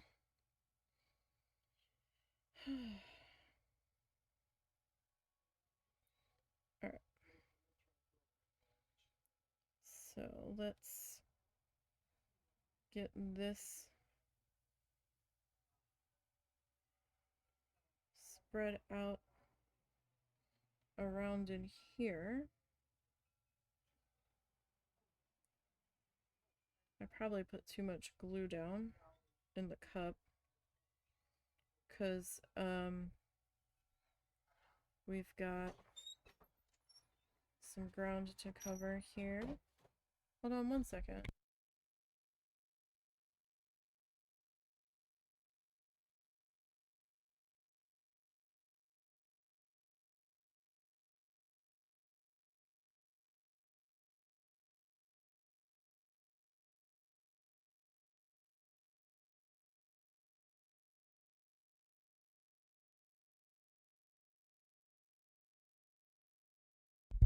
Okay.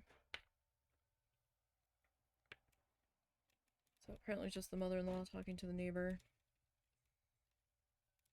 And doing so very, very loudly. Because she seems to only have one volume.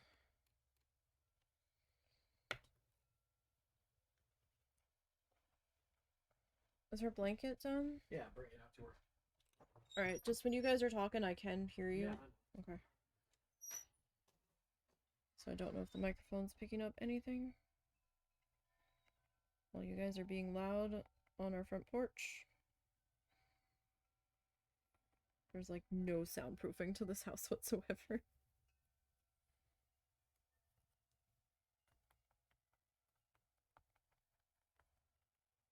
Okay.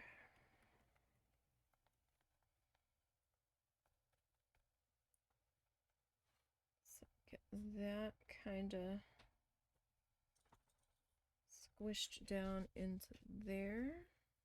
Oh, this is a little tiny guy. Get that in there.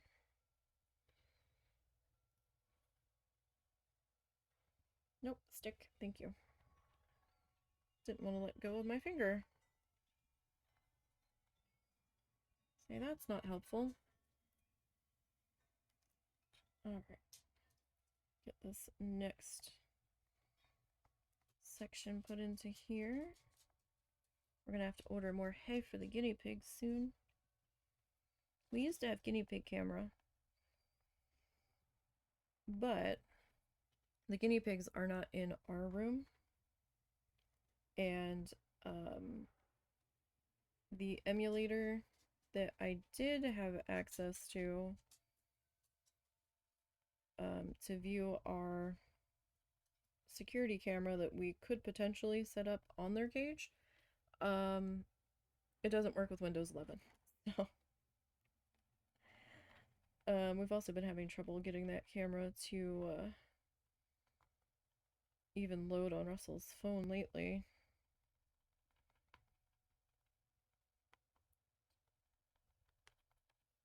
So we can't have guinea pig camera right now. Plus it's in my mom's room. Guinea pig cage is in with her. Because technically 2 of the pigs are hers this time around. And we had gotten guinea pig number 3 because the 3 of them were kind of running around like they were friends. And I felt guilty splitting them up, since that one didn't seem to really be howling around with anybody else in the cage at the store.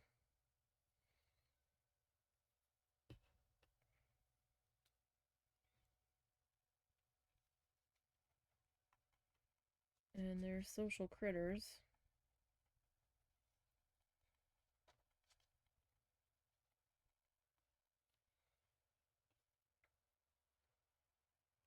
Okay, so get this guy.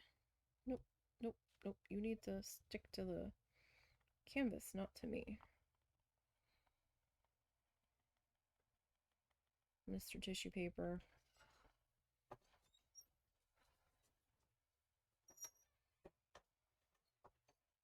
Okay, so we'll get this one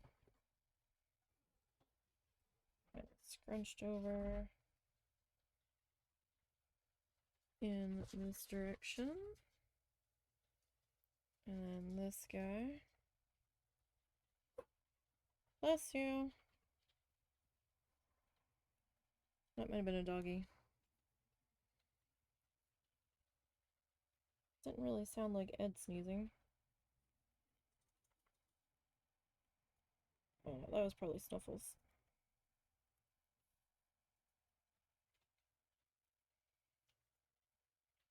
Alright. We're kind of getting that all scrunched up in there.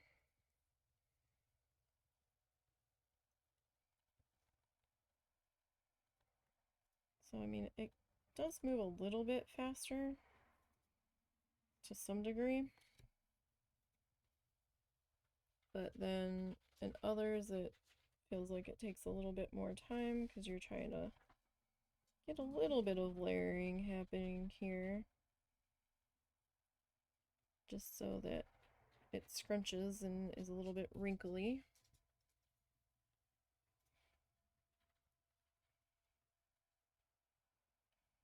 So that's going to end up layering it up just a little bit. But we're not like purposely doing multiple layers on top of layers.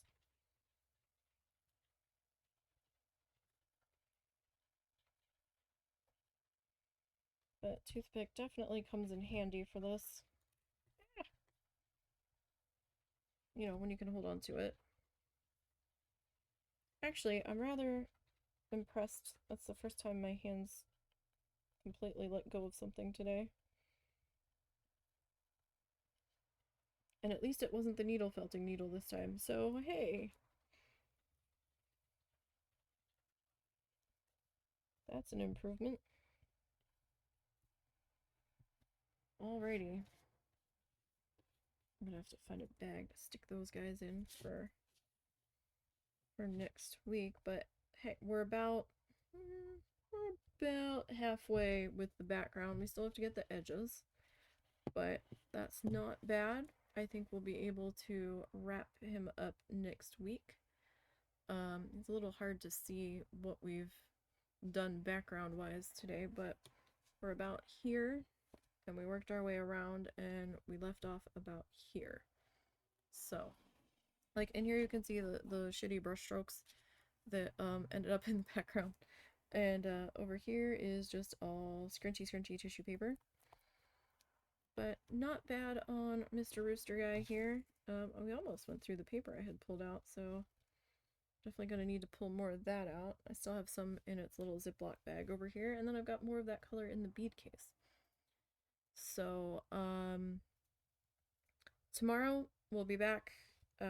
We might start around 10 tomorrow.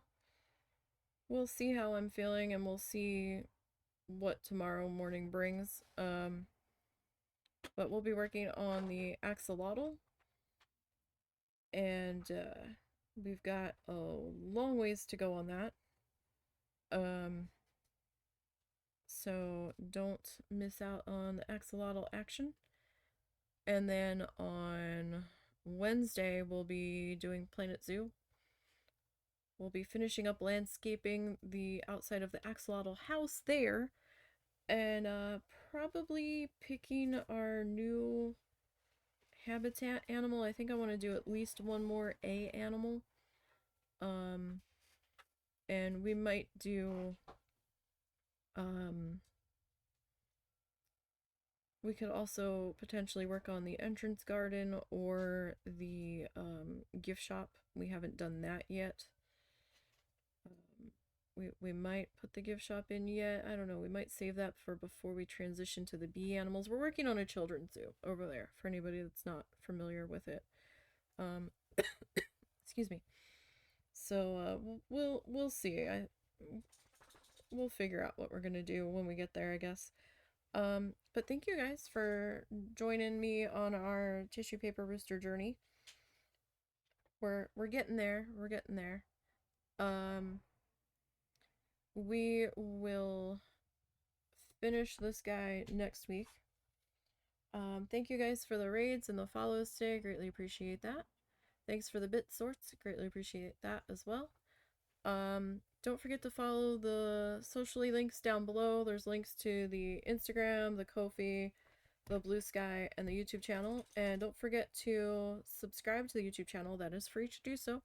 And turn your notifications on over there, because we're going to have the Big Sunset Flamingo tissue paper project going up over there probably sometime in January, as I'm able to start working on it and get stuff recorded for it.